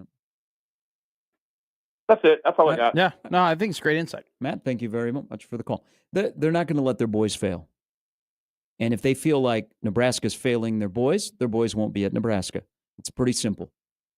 When you come up and you were raised by Dad didn't fail. And you're raised by that guy who's been in the league for that long and was a pillar of consistency in the NFL, which, by the way, is so damn hard to do.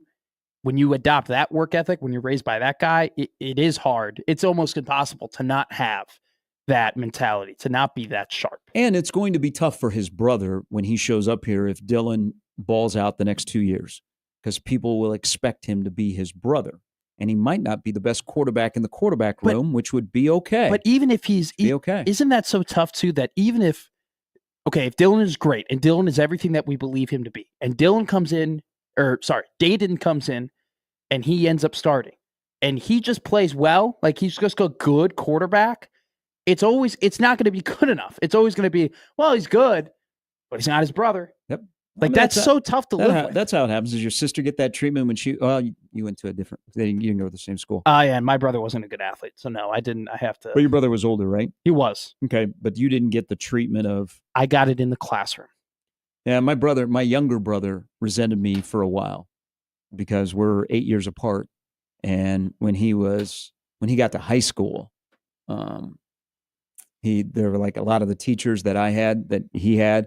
And so they would bring up my name a lot. And I wasn't a star athlete or anything like that. But I don't know. I had a nice little legacy there. I should be in the Urbandale High School Hall of Fame, but I don't know where that invitation has gone. My brother had a little resentment. I had multiple teachers tell me that my brother was smarter than me in high school when they would get mad at me. Like that hurts. Like you get mad about that. Like you do kind of grow that resentment a little bit. My brother hated it because he actually is smarter than me. Here is Andrew. Good morning, Andrew. True. Hey, boys, I don't want to hear anything about it. I was the second youngest of 6 boys, and we all went to the same school. Oof. So that was brutal. Where were you on the totem But pole? anyway, I was second youngest. No, I mean in terms of like how the high school looked at you. Were you the worst brother? Were you the best brother? Were you just forgettable? Where were you? I might have been close to the cellar.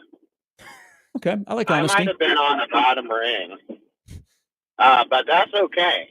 I turned out just fine. But anyways,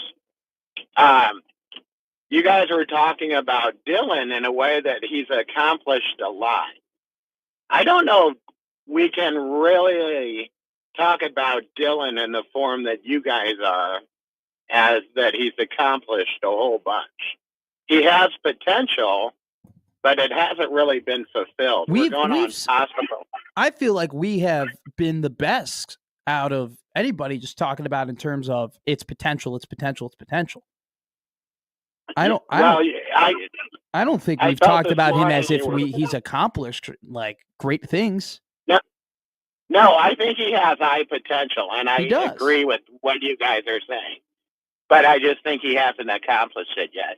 No, and since we're talking about food, since this is a food show. All right, random Mike. I want to talk about Broncos. All right. I think that is a legend that doesn't get enough run when you guys bring up fast food. Yeah, you know what? Because it is local. It's a local fast food joint. It's also so I'll give you are there only 2 locations in Omaha that are left? I think so. Okay, so there are also 2 areas which probably, I mean, Matt does not frequent as much over on Leavenworth, and then the one on 120th. But you're right. Yeah, you're right. It does need a little bit more run. I think it gets overlooked just because it's a local, but there is nothing wrong with a day or 2 at Broncos. Yes, I think they should sell that in the stadium. Ooh. Broncos burgers. Ooh. That'd be kind of interesting. Just saying. Yeah. I'm a big Broncos fan. All right. That's a better Bronco fan to be a fan of, a better than the one that plays in Denver. So I can vibe with that. Andrew, have a great day. Where do you rank burgers in terms of stadium food? Remember, I'm the wrong person to ask. I'm not a big go to the stadium and eat. I'm like a beer and peanuts guy and a beer and a hot dog. I don't need all the fancy stuff. Really? Nope. Why? I love it. I eat before I go into the stadium and usually grab something afterwards. And I know that I don't want to pay $40 for a hamburger that's all fancied up. I'll get a beer. I'll get peanuts at a ball game or a hot dog. But hour before a game, I'm a food critic. Yeah. Oh, I want to try like the new things. I want to see what's on the menu. I want to see if the flavors are coming together. I want to go to like the different stands and like have the barbecue and whatnot. I want to see if there's consistency from year to year. You're spending. No, I'm not having like the a la carte menu. I usually say, hey, can we go look at the fancy I'm not having today? 9 things like pregame, but like I'm like, oh, there is a barbecue cheddar jalapeno sausage sandwich. Like I haven't had that yet this year. Let me go ahead and try it. And I have it. And then that's my one thing. And then the next time I go. I thought you were saying like all at one time. And then the next time I go, I'm like, oh, they have a Cuban sandwich here. Oh, let me go ahead and try this Cuban. Which is a mistake. The Cuban sandwich at White Sox Park might be the best Cuban sandwich I've ever had. Granted, I've never been to Miami. Mm-hmm. Okay. I've never had like true, authentic from the Cubans. Like, well, Cubans go make Cuban sandwiches, but at least my Cubans can make Cuban sandwiches. It's delicious. I need to have like a Calle Ocho Cuban sandwich, and then I'll get back to you. I'm with you at the beer and the dog. Sounds well, because we have these incredible designing of food. And Lincoln, I always say the slice of pizza. When I sit down, sometimes it's cumbersome. Now, if I'm not sitting down or I'm walking to somewhere to stand, maybe I might upgrade.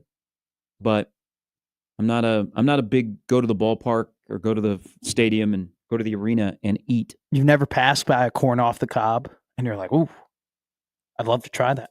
I think the chances are that I'm going to stop at a corn on the cob stand at a sporting event. Hey, GBR, let's get a corn. Which actually is surprising that they have not introduced that maybe as a food truck item outside of a Memorial Stadium. Because they do have the Nebraska burgers, the shape of Nebraska. Delicious. Which you can't find as regularly as you used to. How would you feel if they brought in like they had? Do they have like food truck like stands at Memorial Stadium in certain spots where it's like Stadium Drive. no, but like they bring in local people. Oh, not like, inside the stadium. Not inside. Yeah, they don't have that, right? No. I love it when Can't a drive them inside. franchise does that, where you can have like those local kind of like barbecue joints like within the stadium. Like I've seen that a couple of times. It's great. That'd be a friggin' nightmare logistically in current Memorial Stadium. I And don't. also, if I'm well- one of the food vendors that is spending a lot of money on a contract, I'd be like, nah. The two places I've seen it Nah, are nah, baseball Troy. stadiums. Baseball stadiums are the only places I've seen that.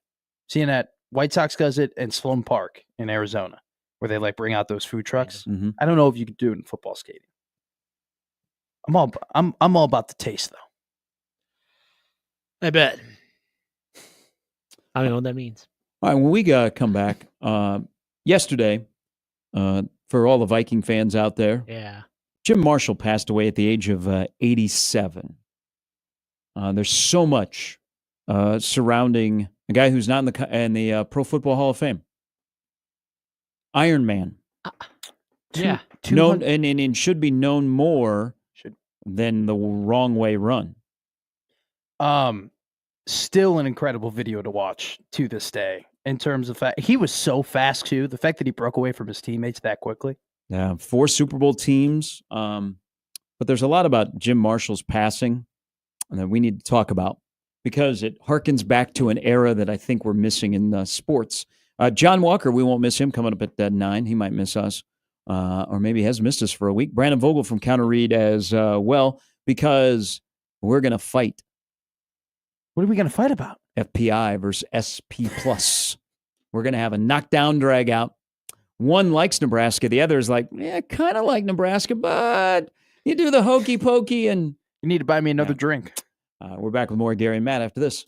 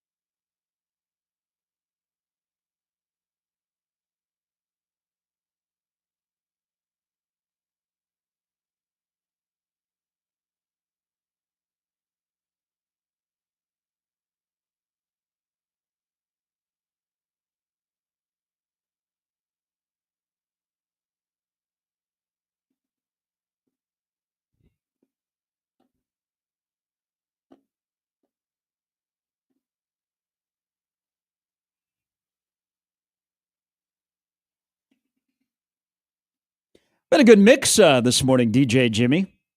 Just stuff popping in my head. Texas Tech, Texas softball tonight in Oklahoma City. Wreck 'em. I wouldn't do the opposite of that. Oh, yeah, I would. Hook 'em. Texas Well, Tech, first I said Texas. rack Texas 'em. Tech, Texas.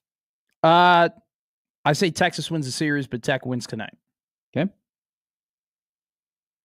Tech's gonna win it all. They bought this. They deserve it. I'm all on board. Texas. No, hey. Hey, I like how you put it. Second tier schools I'm behind them. that spend money on NIL and they get good on them. If these are the rules, hell yes. Both pitchers are great. Texas, Kavan is really good. The pitcher for Texas Tech is better. I love the offensive tenacity of Texas Tech. I say the Red Raiders in 3, which would put it, Friday night? And then you have Game 1, Stanley Cup Final, TNT, True TV, Florida, Barkov, Bobrovsky, against Connor McJesus, Draisaitl, Skinner. Did you just say Florida, Edmonton. Did you just whoa. You went McDavid and then Skinner? No. And then Barkov and Bobrovsky, and you didn't bring up Kachuk or Draisaitl? I did. Draisaitl was between McDavid my bad. and Skinner. My bad. It is Game 1 of the Stanley Cup Final. It is round 2. They met last year. They're doing a better job promoting this than the NHL. There will be rats on the ice in Sunrise. In Edmonton, they throw oil. True story. Messes with the ice. Florida, Edmonton, who we got? Edmonton wins tonight. Okay, they are the favorite in the McSports book. Florida. I'm betting Florida to win the series. Now, Edmonton's the favorite tonight, and Edmonton's the favorite to win the series. So it was even when this matchup was first established. It was dead even in terms of what the odds were. 62% of the favorites have won on a nightly basis in the NHL Stanley Cup playoffs.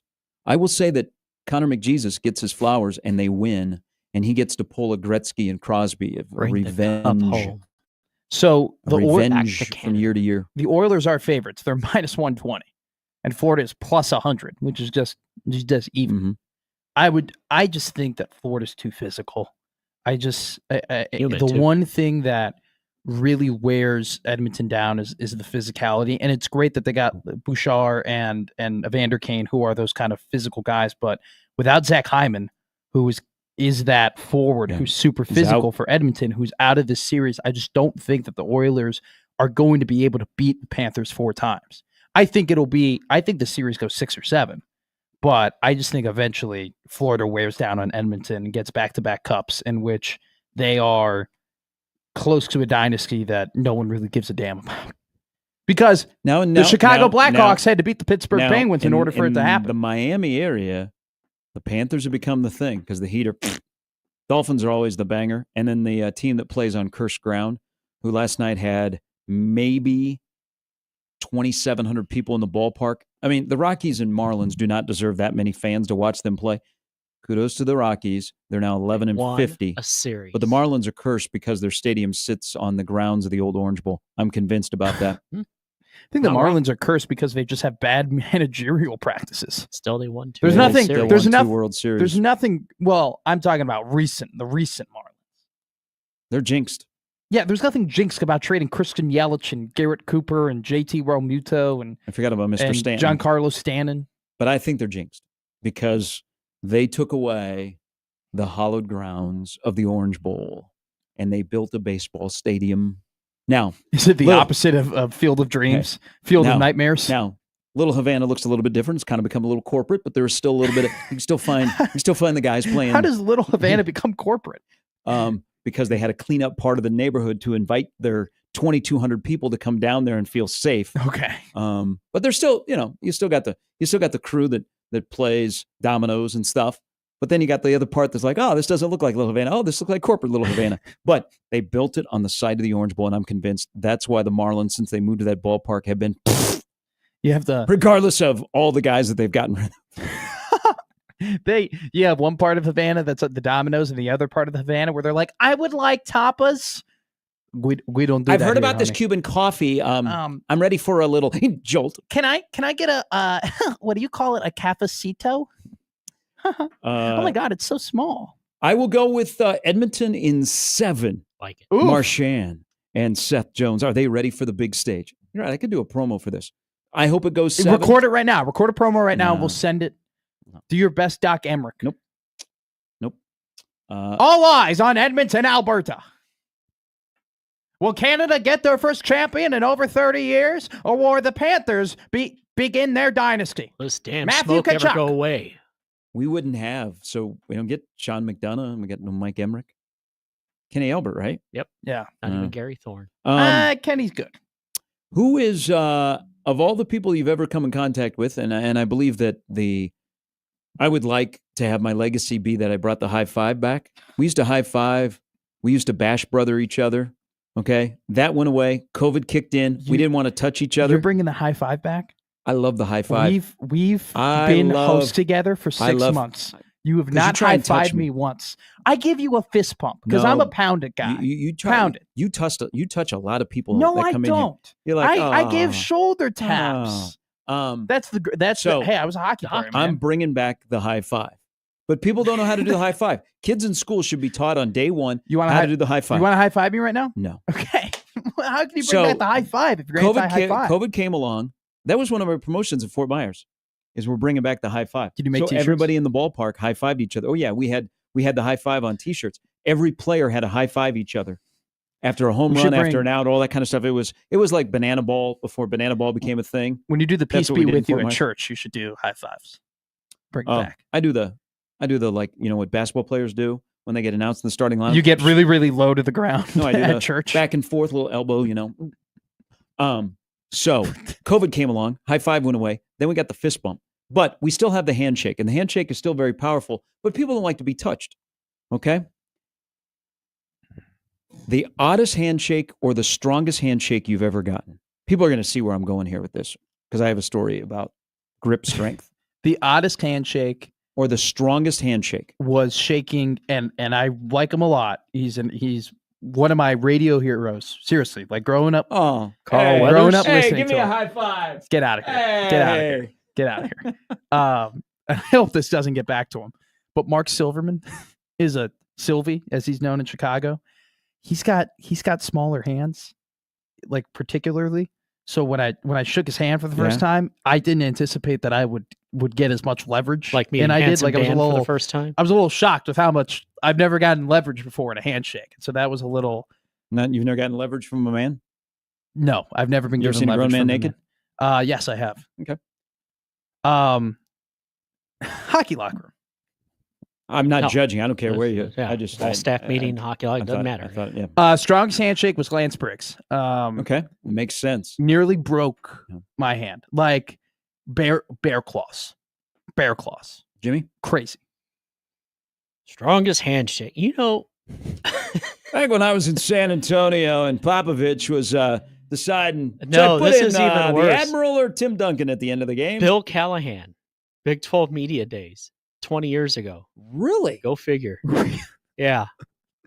Callahan was a handshake guy. Yeah, he comes around and to the table, and we're all sitting, student journalists, future people here in the business, and he comes down to each one of us at the table, like grown-ups. Actually, we're not used to people treating us that way, and he introduced one by one. Hi, Bill Callahan. Nice to meet you. Yeah, and he didn't loaded with cologne too. Wearing a brown suit. Loaded with cologne. No, he had a lot of cologne on. Things you remember, man. So, I mean, smells, so we did our ranking of the best smelling coaches in the Big 12, and he was really up there. And that might have been part of the problem. He for the failed. Huskers. Yeah, that's not the list that you wanted to be talking about. How does Bill Self smell? I don't remember. I did. This was football media day. I'm sure Bill smells fine. We'll text him during the break. We'll ask Bill. Matt wants to know. I use cologne. I'm imitating. My imitation is Jimmy imitating Bill Self. I don't have a Bill Self imitation. I have a Jimmy Chavez imitating Bill imitation. Self. Yeah, not quite the same. So there is one guy that it only took me one time and I refused to shake hands with him. Calvin Jones. Calvin Jones had the longest fingernails, and Calvin Jones' hand was so big that when he would shake my hand, his fingernails would hit me on the Ugh. wrist. And so I would walk away with scratches. So every time I'd see Calvin, it'd be the fist bump, or it'd be like a slap on the back, or we would that. I loved it, man. I remember you telling me this. That's why I miss that guy. Then another one who I miss again, who had the largest hands I've ever shook hands with somebody before, Adrian Fiala. Adrian Fiala had gigantic hands, and Adrian loved to shake hands.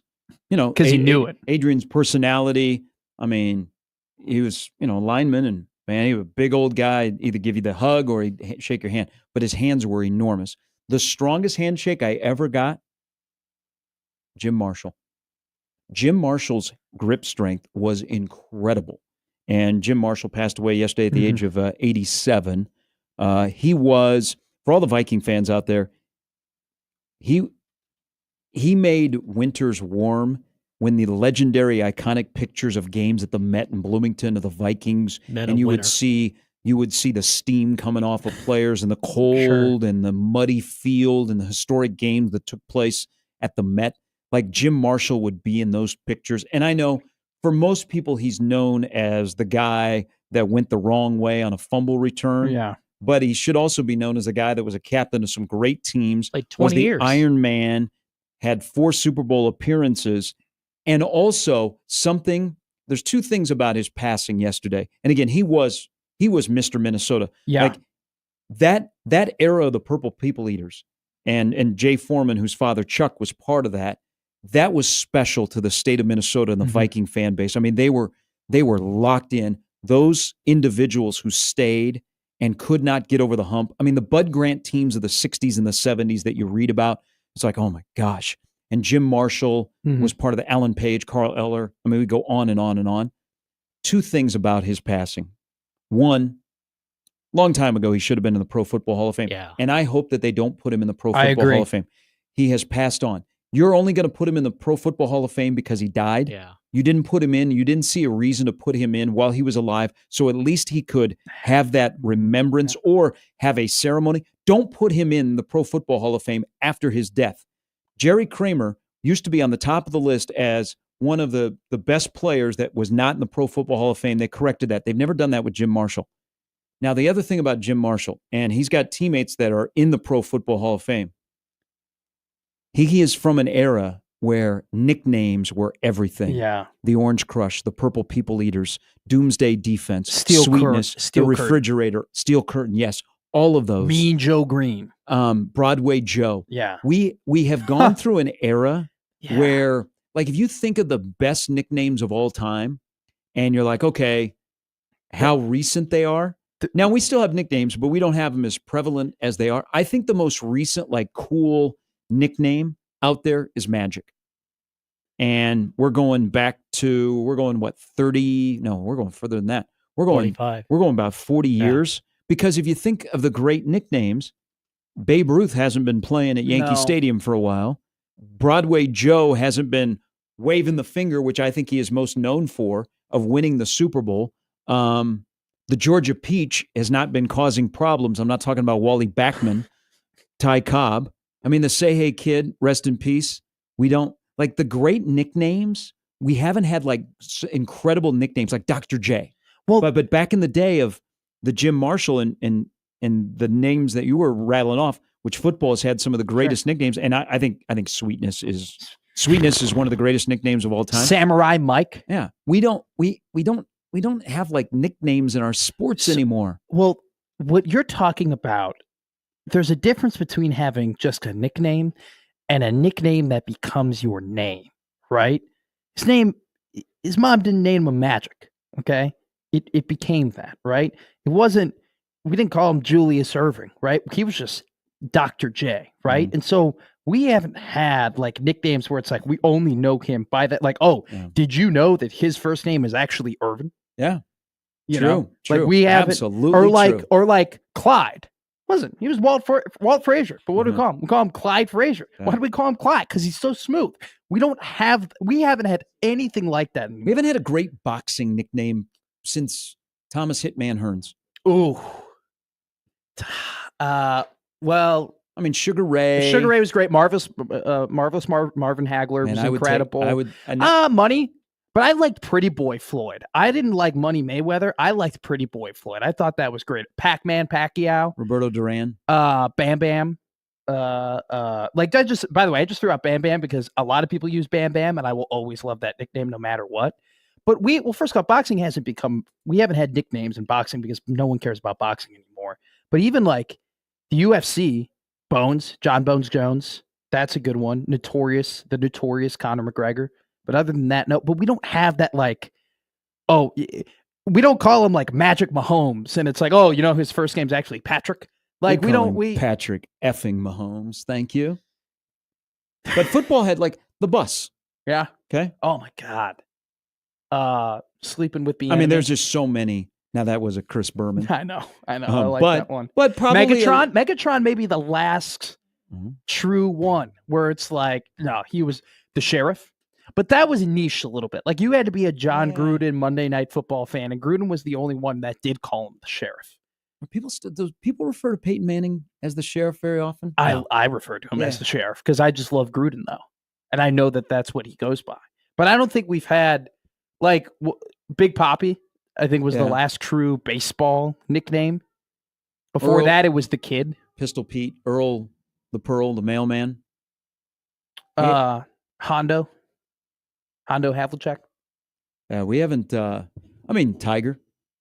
Okay, there you go. But that's it though. I hope this is not what Jesse wants to chime in about. Good morning, Jesse, on the Prairie Flower Casino Hotline.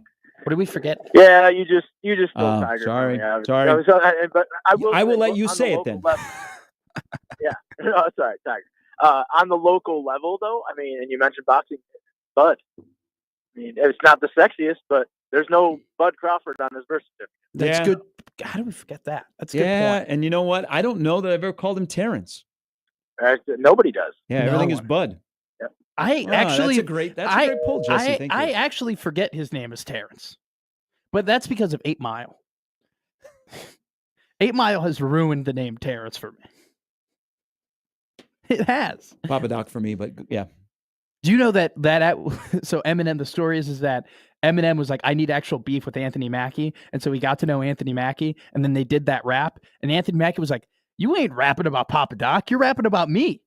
Like he was roasting Anthony Mackie because Anthony Mackie did go to a Catholic school or a private school. JP chimes in, said the biggest hands, strongest handshake, Stephen Neal, Pat's lineman, NCAA wrestling champion. He said he had banana hands. Tom, and a great story about him. So Belichick told this story on a podcast not too long ago that, I mean, amazing. Stephen Neal hadn't played football, starts in the NFL for a while. Yeah. The first day of camp, they had to show him where to go after the play was over. Belichick was telling the story. He went up to him and he said, now you go back there where all those guys are and they'll take care of you. Amazing career. Jim says I met Jerry Kramer when I was in high school. His hands were twice as big as mine with the Super Bowl rings on his fingers, the largest hands I've ever seen. Tom Thayer, center for the Chicago Bears, former Notre Dame Fighting Irish center.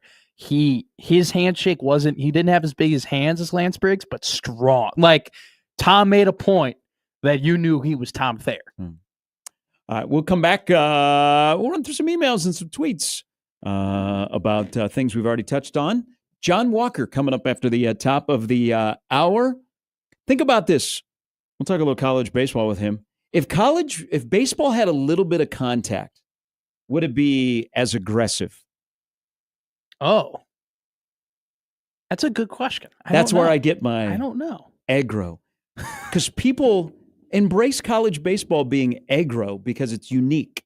You don't get the actions you get in the majors. Sure. But in college baseball, you get a lot of guys that like to front run. Everybody wants a little bit more edge. We're back with more of Gary and Matt after this.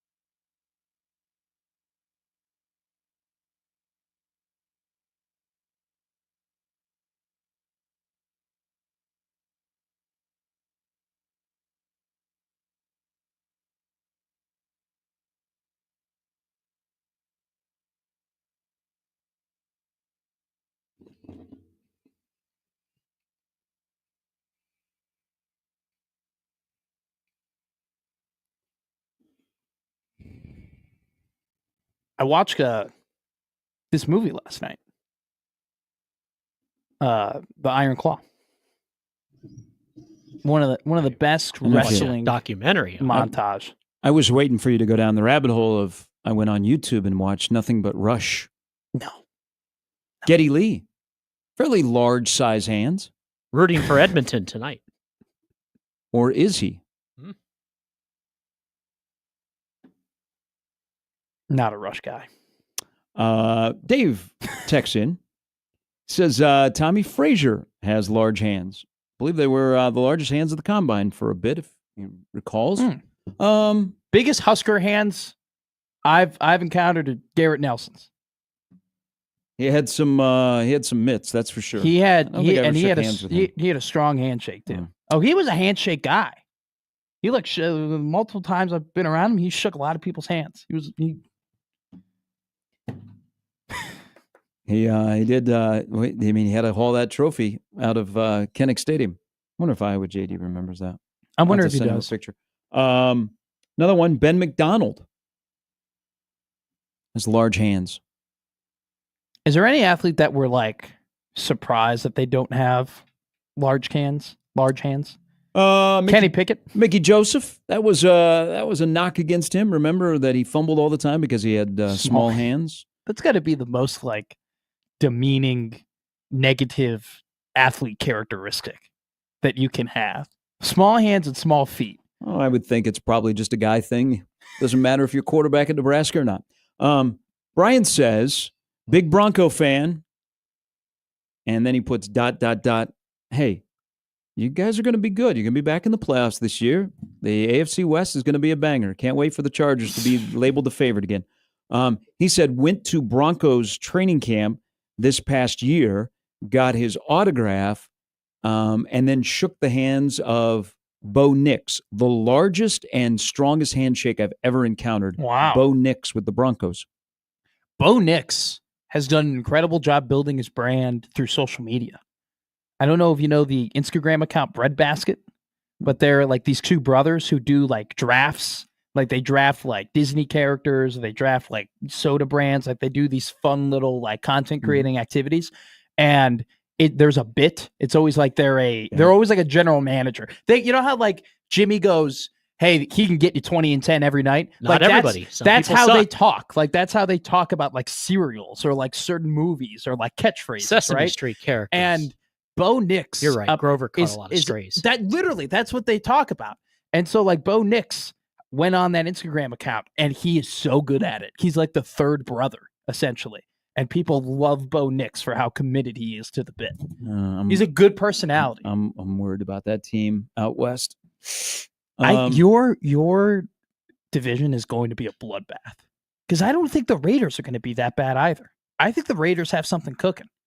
I like Geno. I like Pete Carroll. I like football. I like Breck Bauer. Josh says Cody Green had large hands. Former Nebraska quarterback. Jim Marshall, biggest the grip strength that I remember the most about a handshake. Joe Mauer. Rest in peace. You ever shake his hand? Because I high-fived Joe Mauer. Okay. And now I was smaller, so there could be like everybody's 10 feet tall when you're 9 years old. Like Dwayne Wade, I think is like 12 feet tall in my head. I'm sure that along our lines of working together, I shook hands with Joe Mauer. I guess I just don't remember it. Big hands. At least on the high five. Now, granted, my hands are much bigger now than they were when I high-fived them, so maybe there's a... Bring back the high five. John Walker will join us next. News that from the world of UConn basketball. Jimmy, you ready? Yes. UConn and KU are going to start a home and home this year. Well, First game will be in nice? Lawrence. Next year will be in, I think, Hartford. I've been there. Well, they were part of the Big 12 Big East Challenge Done a couple last of year. games in that building. I thought you were going to give me the Danny Hurley is now the New York Knicks coach. Well, we'll talk about that with John Walker. I think the grass isn't always greener on the other side. Just have to think about that. Unless it's legal. All right. John's coming up next on 1620 The Zone.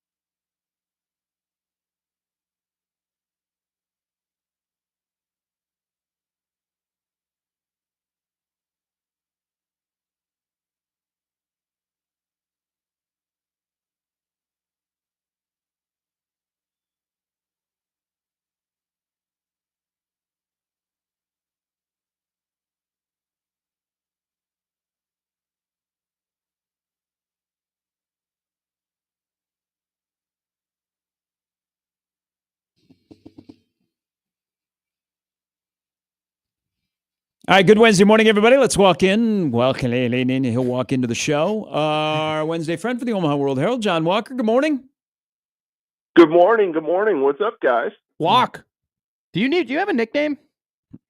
We're talking about nicknames. Do you have one? Can we call you something other than John? Yeah. No, I back in the day, Okay.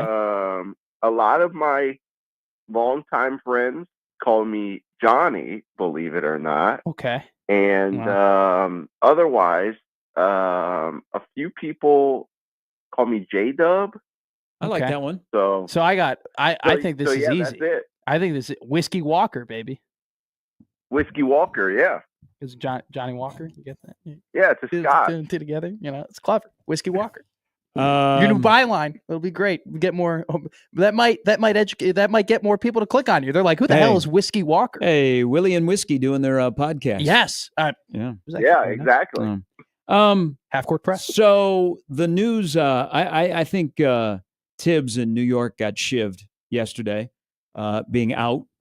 So there's a lot of speculation on who's going to be the next head coach, and I think Mike Malone is the carbon copy of Tibbs. So I don't know that he's going to be the guy. But, last year there was this job on the West Coast where you would be coaching a team with a 39-year-old superstar, and you'd have to uproot your family, and Dan Hurley said no. Now there's a place that is very special to him. He wouldn't have to uproot his family. He wouldn't be dealing with a 40-year-old superstar. Dan Hurley to the NBA. Attack it from these two things. As somebody that covers the Big East, would you be a fan of Danny Hurley not being in the Big East? And as a fan of, let's say, Creighton and basketball in the Big East, would you be a fan of Danny Hurley not being in the Big East? Yeah, I think it'd be bad for college basketball if Dan Hurley wasn't involved. So I, domino effect, I think it'd be bad for the Big East, right? Mm-hmm. Because I'm sure UConn would go find a heck of a coach.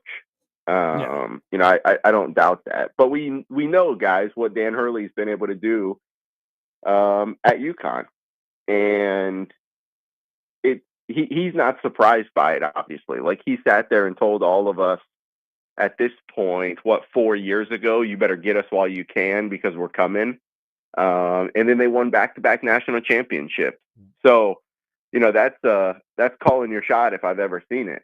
And when you have a coach who's won at that level recently and expects to win at that level year in and year out, it's good for the sport. Like you need coaches like that. And furthermore, you need the character, the villain that is Dan Hurley. Like, and the funny thing is, a lot of people don't know this, obviously, because they don't sit in on the press conferences. But like when Dan Hurley comes to Omaha, they'll sit out there and he'll wave goodbye to the fans and this, that, and the other. And then when he comes in the press conference room, he's like one of the nicest coaches we talk to. So it's hilarious. It's hilarious. Yeah, I think it'd be bad for college basketball if we lost a coach as good as Dan Hurley. The Big East would obviously take a huge blow for it. It would open the door for the Big East, obviously. Like St. John's is formidable and was last year, but that's one less team you have to worry about. Again, I'm sure UConn would go hire somebody established and good. Would that person be Dan Hurley? Who knows? Yeah, that would obviously be the question. But yeah, it'd be a big blow for college basketball for the Big East if Dan Hurley left, obviously. And yeah, I think this is a lot. I obviously have no idea, but the Knicks is a lot more intriguing job than the Lakers at this point because he's an East Coast guy. You get to coach in the Garden. Again, as you said, you don't have to uproot your family. So who knows? We'll see what happens. They'll probably actually properly pay him. And back on the Hurley point, before I ask your question, like people make fun of pro wrestling, but the heel and face dichotomy we have in sports absolutely exists. And Dan Hurley is a great heel for college basketball on the court. But back to Tibbs, what is more likely, or what is more, how about this? What is more true? Tom Thibodeau's coaching style has proven not to be able to win championships, or Thibs has not been given a proper shot at winning a championship because he's never had a top 5 superstar consistently on his roster. What's more true? That's interesting. Because I think you could make the argument right now that the Pacers don't have a top 5 superstar on the roster. And obviously they just beat the Knicks. Yeah. So I don't know if that matters much. So here's a live look into my life. So yesterday I was on PlayStation when the Tibbs news broke, and I was like, what? And I was playing 2K with one of my friends. In between games, I checked my phone and saw that news. Okay. And I was like, wait, what? Sure. I was like so confused. I was like, no way this happened. And I was like, okay, yeah, it's real. Like, it's from Chomps. And my immediate thought was, I immediately told my friend, I was like, well, wait a minute. It's not Tibbs' fault that Cat can't shuffle his feet. Like, sure. So yeah, I think it's interesting. I think they were very capable of reaching the finals this year. But it kind of feels like the Pacers are on a Dirk-esque run right now, where they just, and it's a little bit different. Like, Dirk went through a gauntlet in 2011 to win that ring through the West, but nobody expected the Pacers to be here, and they've just delivered night in and night out. But the Knicks were very capable of winning that series, and maybe that's what they realized. Hey, we've gotten here, we've done this, but like this is the ceiling. I don't know, but it's just wild that you can fire a guy who established a culture in your organization for the first time in a decade, at least, and that guy's now gone. 226 wins by him. I think the previous 6 coaches had 231. That's why I think he got shipped. But before I ask you something you brought up about coaching, are we holding you back doing this interview, or maybe you are? Are you camped outside of Best Buy so when Switch 2 goes on sale, you're there to get like one of the first people in Omaha to get it? No, I'm not. Maybe I should be. No, you shouldn't. The graphics look awful. Yeah. My girlfriend's a huge Animal Crossing girl. Oh, you're screwed. You got to get it then. Yeah, so we both have she has the like regular Switch, and I have a Switch Lite. And so I hope that they don't like make a new Animal Crossing so that I'm like conned into buying the regular Switch. Conned in is a great way of putting it. The Switch 2, and yeah, so. If they could not, that would be fantastic. But no, I'm not at Best Buy. So there's the interesting thing about Tibbs in the Eastern Conference Final is he's going against a guy who I don't think gets enough credit, and he's done it with 2 teams, Dallas and now Indiana, to get to the finals, but is one of the better coaches in professional basketball, Rick Carlisle. Isn't it a situation where, and you've covered enough coaches at different levels, they either will coach their way that they're comfortable with, or they will coach the way of their roster. And it feels like the 2 guys that were in the Eastern Conference Finals were on both ends of that. One that coached his way, because every starter with the Knicks is in the top 10 in minutes. And then you have Rick Carlisle, who has a style, but I think is adapted to the Pacers roster. Yeah, I think so too. And I typically think that the latter in the situation, the latter of these 2 scenarios is usually better off.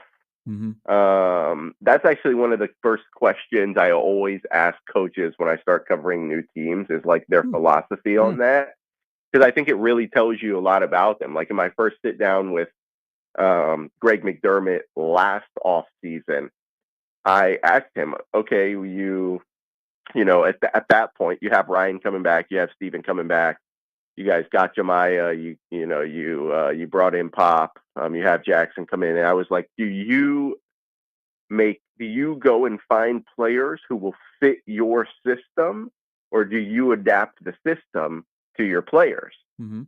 And I think Max said a year ago, like, you have to do a little bit of both, because sure, we have things that we want to do, but You don't know if it's actually going to play out that way come October, come November, come February.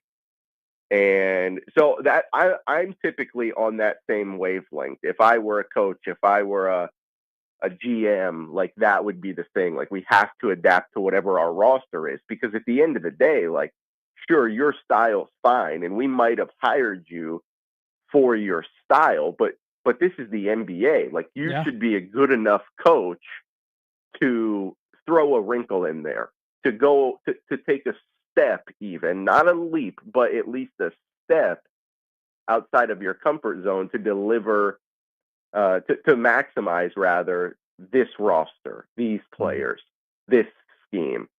So yeah, I'm always on the ladder in a little bit of that, and I don't really think it's a surprise why out of those two, Rick Carlisle is headed to the finals.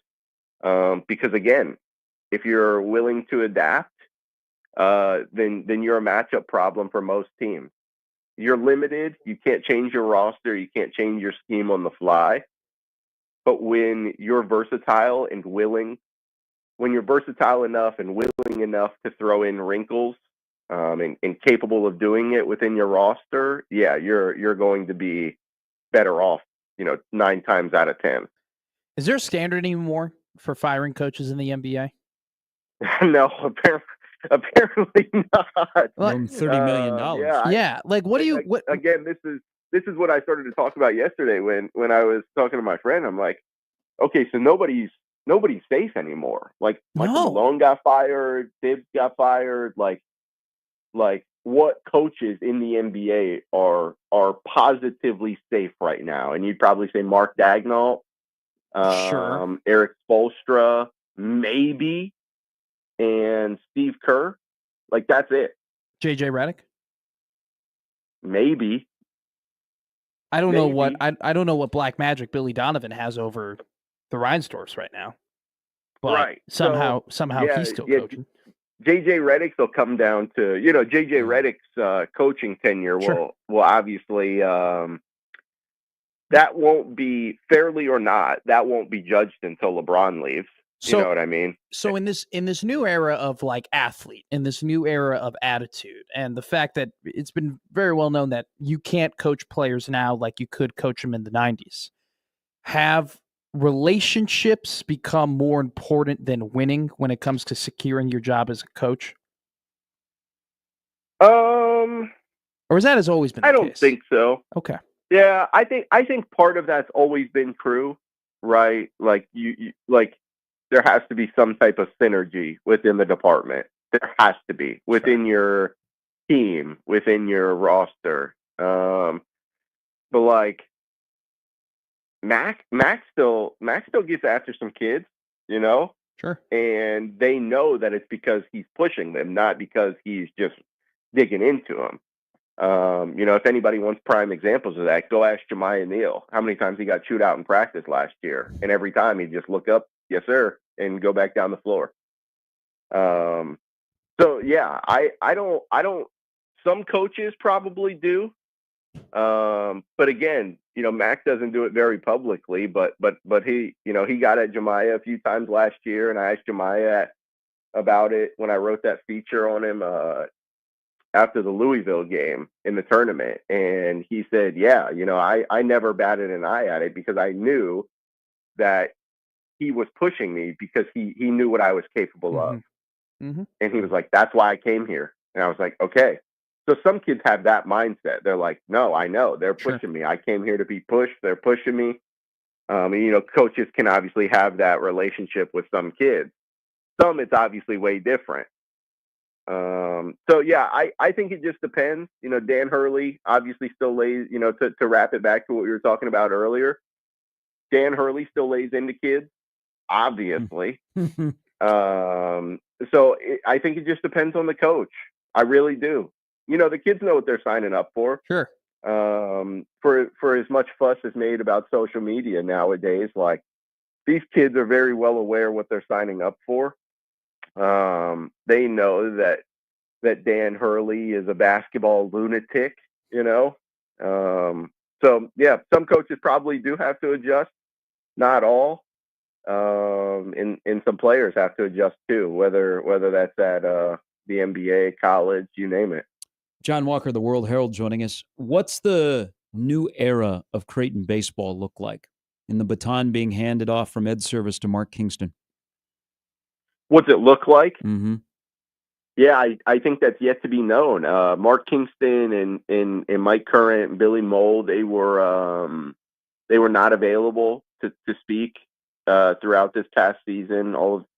They didn't want that to be a distraction from the players, most importantly, and then obviously from Ed's retirement tour.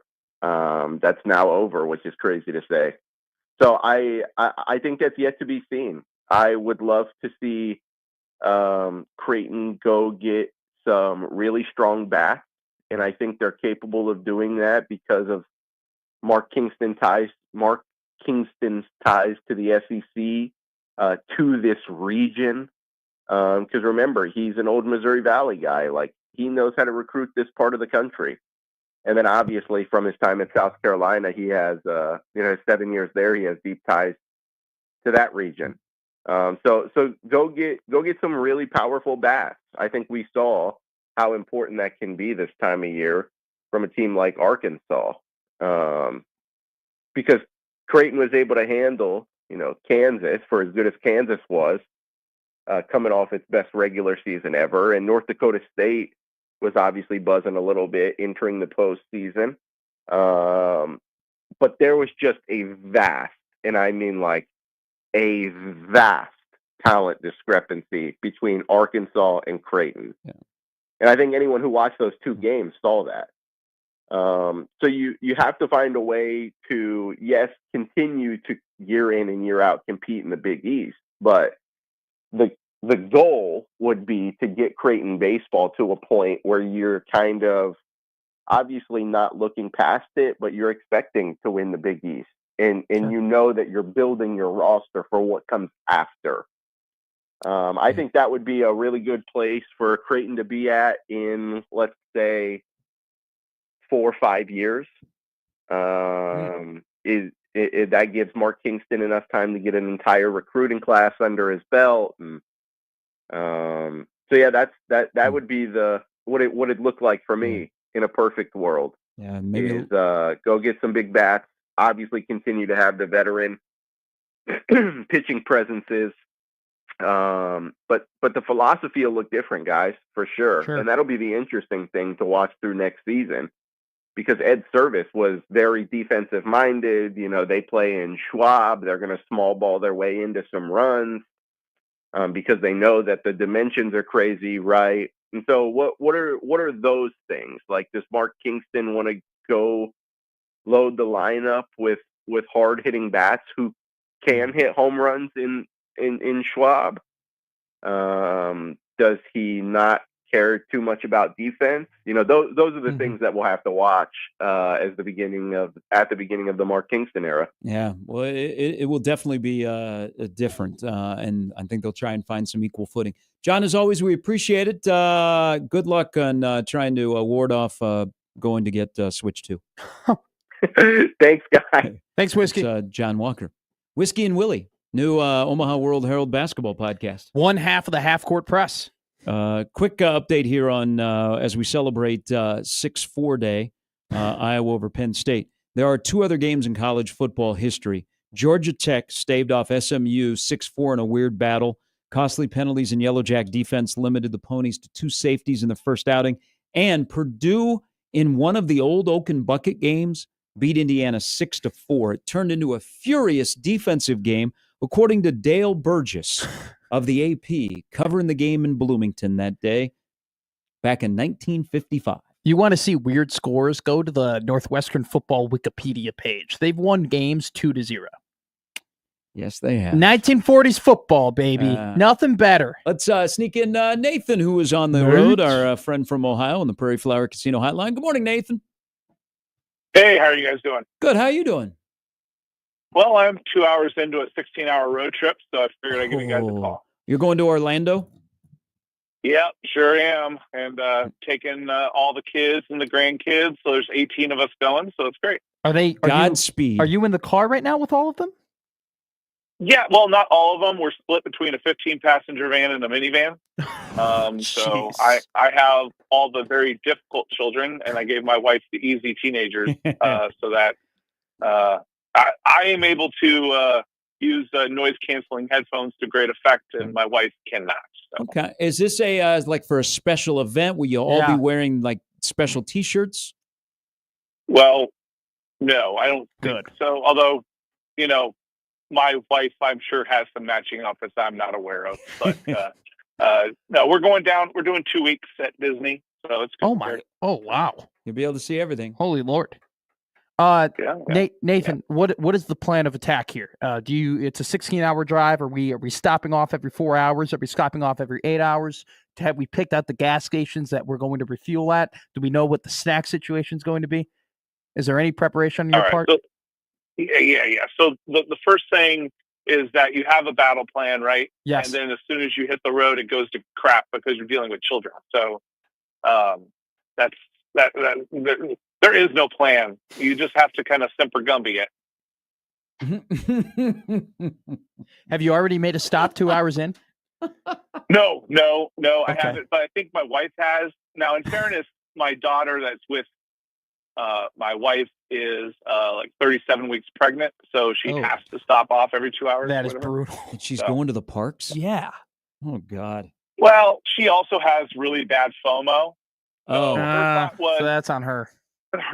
Her thought was, if I go into labor in Ohio, then mom's going to have to fly back to be with me anyways, so I might as well go with my husband and her because they can deliver babies in Orlando if needed. Wait, 37 weeks? She's like due. Isn't that almost due? Yeah, pretty much. Yeah, 40 weeks, Yeah, but it is what it is. I don't know. Listen, I have 10 daughters and a wife, and so there's just a lot of Excuse me. Whoa. Hold on. You flew right by that one. Excuse me, you have 10 daughters? Yes, 10 daughters. Yeah, so I have 12 kids, and 10 of them are daughters, and man, at least shake it up when you're. Yeah. I mean, you got to move to the left, right? I mean, 10 daughters. Well, you are a hell of a girl dad. Yeah, it is an adventure. That's an if you don't mind me asking, what's the age? Yeah. From top to bottom. Yeah. So my oldest two, they're married, and hence why we have grandkids. But so my oldest is 21. My second is 20, so they're married. Okay. And then it goes all the way down to 7 months. Whoa! You did not let go of the rope at all, my man. Well, now in fairness, we have 6 biological. We adopted 5, and we have 1 foster. Fantastic! So that's incredible. That's great. So thank you. Some of them were given to us, not from us. But But yeah, it is a wild ride. I want to give you some life advice. You want some life advice? Yeah, I would absolutely love it. Talking to women. Okay, so this is one thing I have learned that is the best advice. So us men, we tend to want to fix things, right? Yes. Sometimes the women in our life don't want us to fix things. And so I start every conversation, whether it's my 13-year-old, my 7-year-old, my wife, I start every conversation with, is this a fixing conversation or is this a listening conversation? And that has saved me so much heartache. I can second this life advice, Matthew. You need to write this down. 10 friggin' girls, that Nathan. Is crazy, Nathan. Nathan. You need a vacation I'm yourself. Cigars your way, by the way. Hey, thank you. You need to come out here for a football game. You need to have a guys' weekend. Bring your boys. 100%. By the way, so I have cigars coming. The cigar that's coming to you guys for June, it's called a Moab, and it is like 14 to 15 inches long by I think a 4-inch diameter. So it's huge. You probably want to put it on the shelf in the studio. Yeah. Well, we will do that. Send me your steps over your 2-week stay at the parks. Yes. And Godspeed to you. 100%. All right. Thank you, Nick. 100%. And thank you, guys. Hey, thank you. Holy mother of 10 girls. Nathan is an American hero. Now, he gave me a line that I'm going to use on my brother, who could just probably murder me now. But back in the day, when I would get upset because he was adopted, and I would really, I'd use sports terms. Like, you were a free agent and we acquired you. We could trade you for a kid to be named later. I'm going to tell him, you know what? I came up with something new, Brian. Did you know that you were given to us when you were a little kid? Wow. Hello. My brother always told me I was adopted, and I believed it at one point. Oh, and I had to ask the parents. It is a wonderful, wonderful thing. I was really young when we adopted my brother, but I remember being interrogated by the people. And then they don't like jokes, by the way. The comedy routine didn't go over well? No, when you joke and say, oh, yeah, my dad spanks me. Yeah, that doesn't go over so well. But they still let us have my brother. All right, we got to take a quick break. Brandon Vogel's coming up here in a little bit. Yes, he did say 12 kids, 10 of them are girls. I don't feel so intimidated. Lord. Lord. Yeah. That's a lot. Gary and Matt with Jimmy on 1620 The Zone.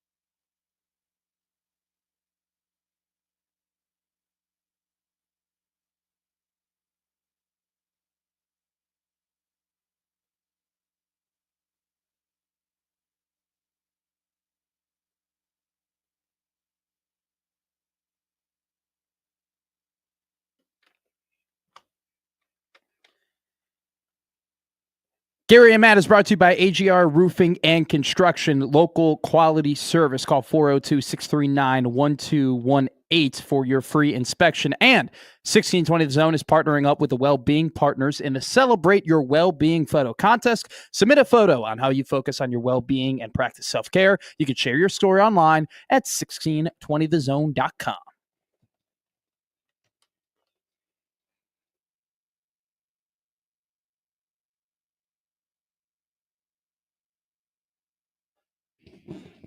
All right, so yesterday at the state capitol, I missed the end of the session party.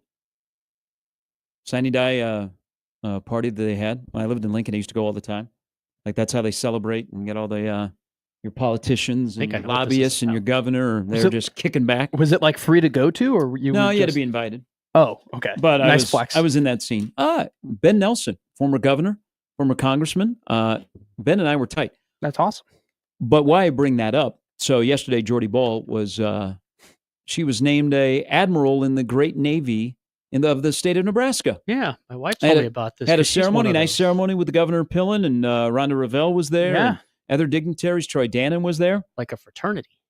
I think back in the day, I was inducted into the Great Navy of the state of Nebraska. So my certificate is somewhere. I think it was this, because we went to the area there in the state capitol and they had a ceremony. It was like me and like 6 other people. You're entitled to benefits. So you've told the story before, on this show and on the crossover. Where do I find out if I am? And is there a list? Well, is it right under Tominaga? It says Gary Sharp. There has to be. I thought I was in the Great or right before Navy of the state of Nebraska. I might be in something else, but I do have the certificate somewhere in a box. I know I apologize to everybody else that is part of the Great Navy of the state of Nebraska.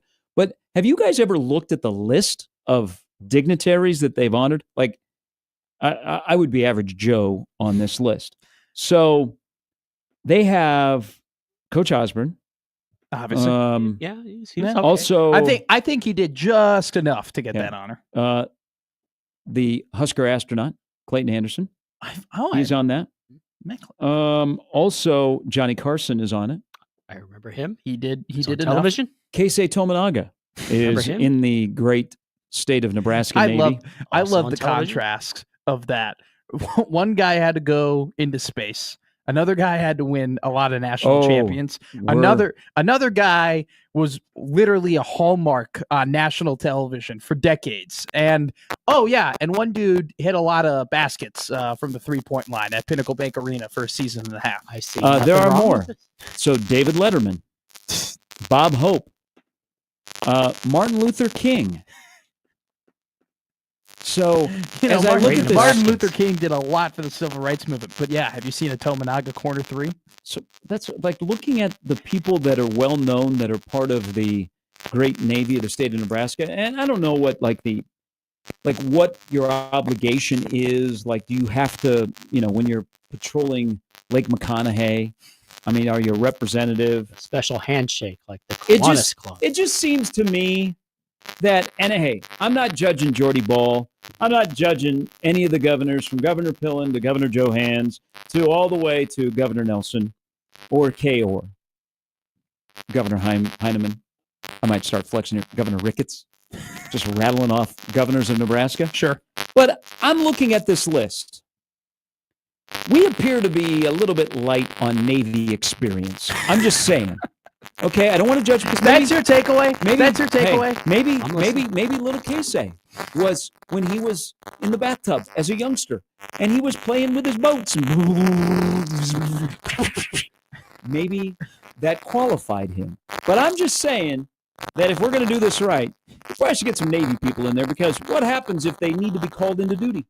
Like, what happens if we have an incident at Holmes Lake or at Lake McConaughey? I just can't get over the fact that there's probably one of the most important people in human history on that list, along with a guy they call the Japanese Steph Curry.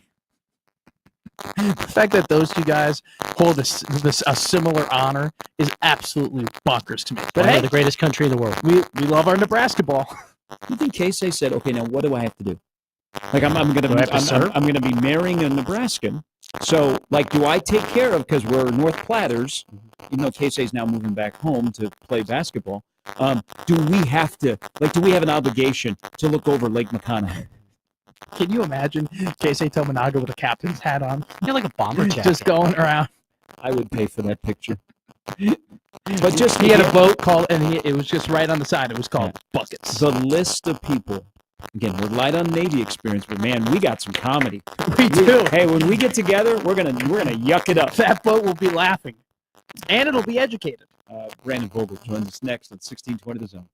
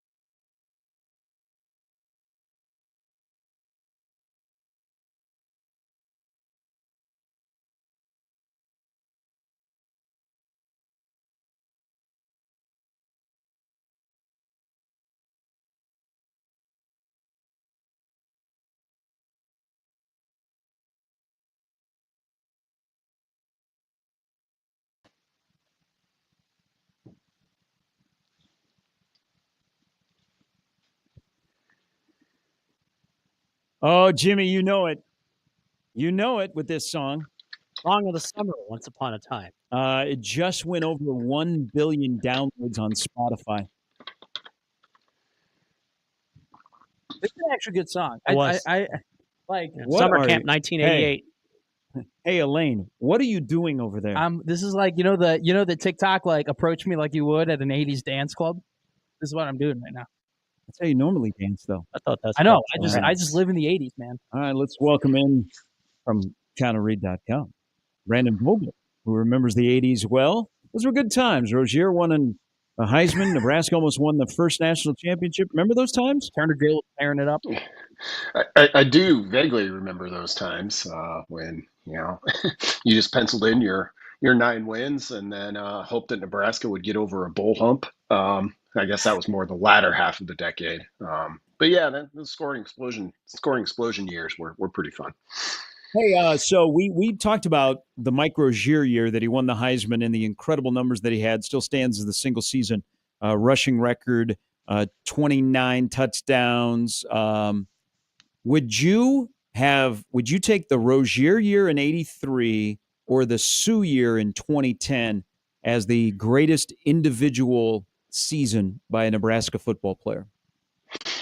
Yeah, it's always going to be tough to beat the Sioux year for me. And I mean, and that's one where, I watched all of it and just the physical dominance. And I mean, I've done it almost every off season, mentioning it. Like just the numbers Sioux put up in the Texas game are a season for a defensive lineman. Like, so that'll always be number one for me.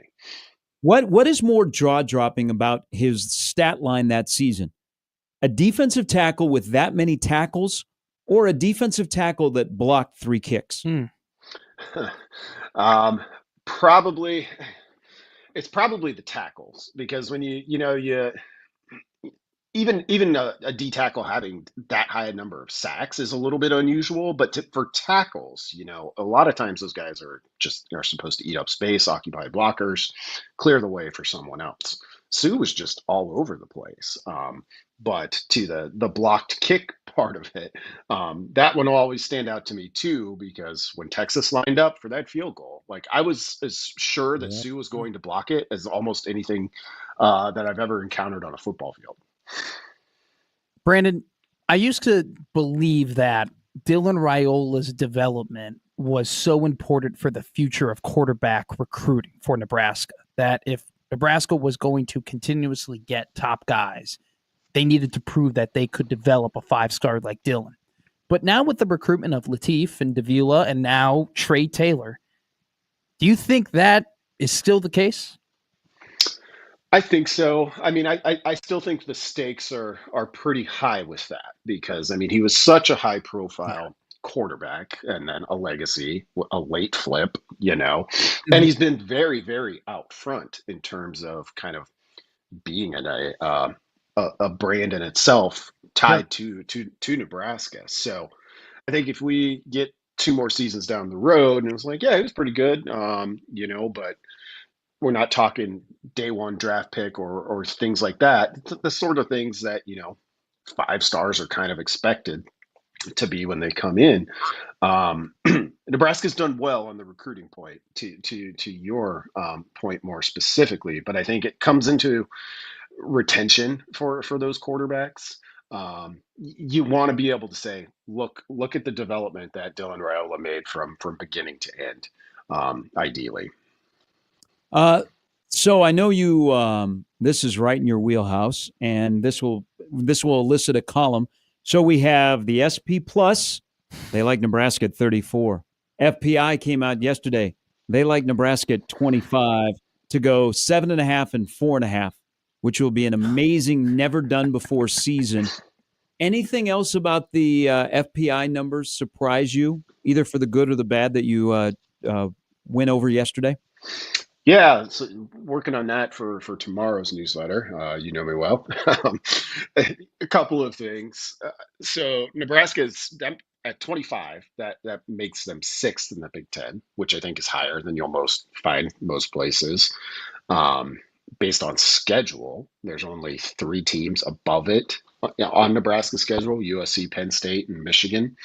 Both of that Michigan and USC games are at home, so that's a plus for Nebraska.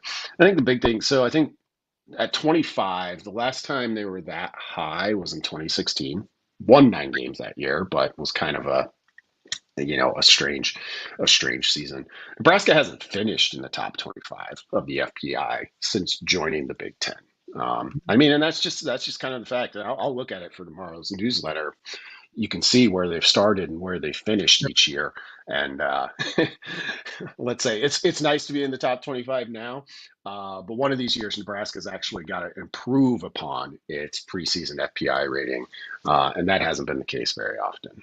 Hey, will you also have and maybe you're already doing this, so I don't want to steal your thunder. So part of the thing about FPI that I read through yesterday, and if you do the comparison, the schedule is going to come into play again, and Nebraska has the third easiest schedule in the Big Ten. It seems like we get a lot of those where Nebraska isn't saddled with an extremely difficult schedule. Does that seem to be the case? Yeah, I think that's probably a good explanation for why they're higher here than 10 spots higher than SP Plus. And I'm guessing most other models that are out there are probably in the 30 to 40 range for Nebraska rather than top 25.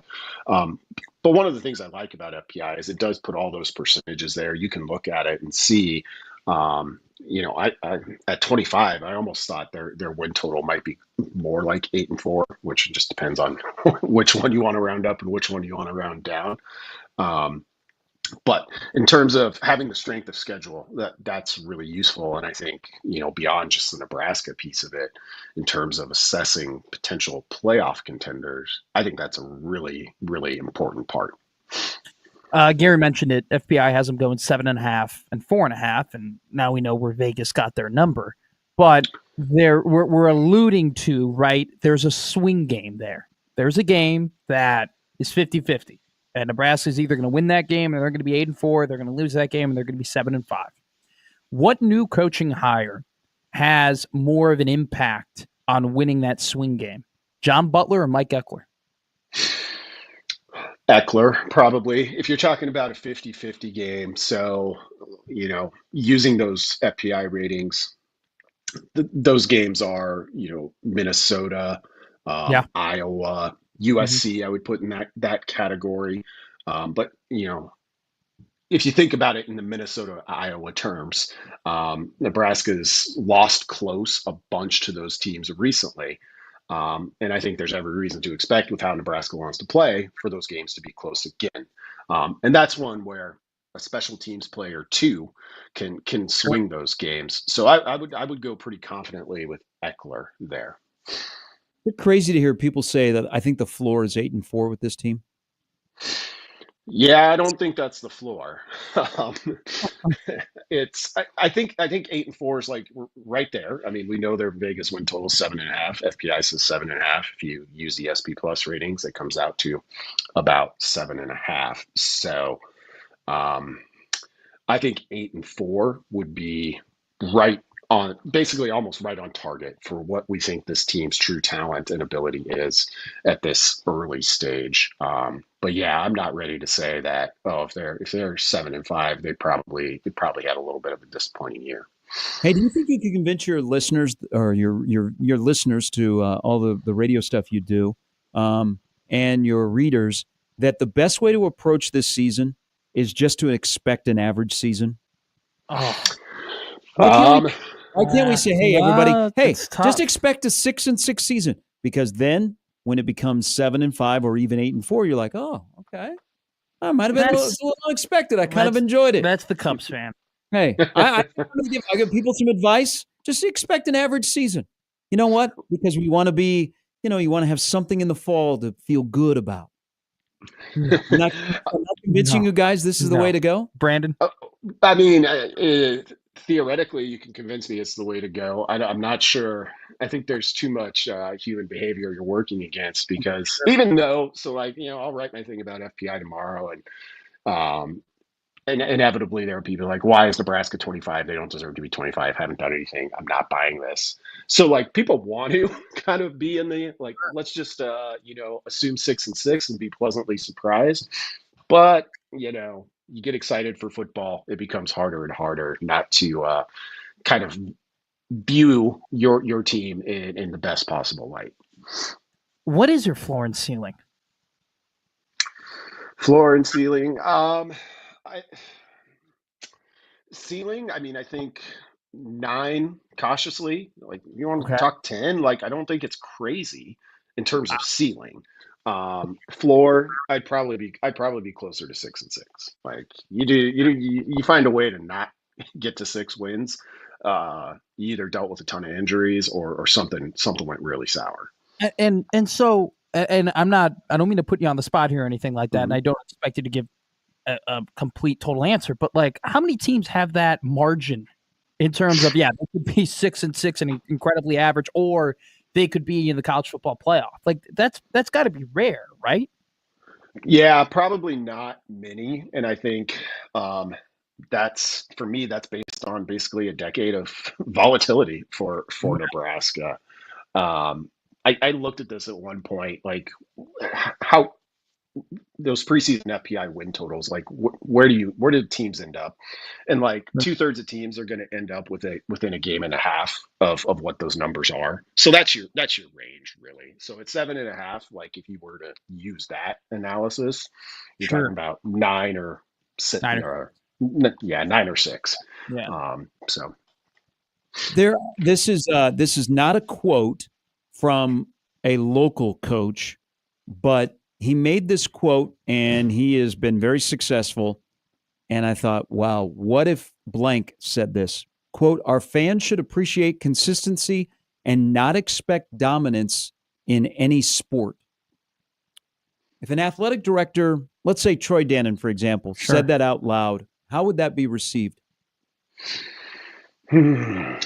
Probably not well. I mean, I think particularly with Nebraska volleyball, which is dominant, and it's consistent. So I think as long as that remains the case, Husker fans will always have kind of a current example of, hey, you can aim for the highest target possible in certain areas.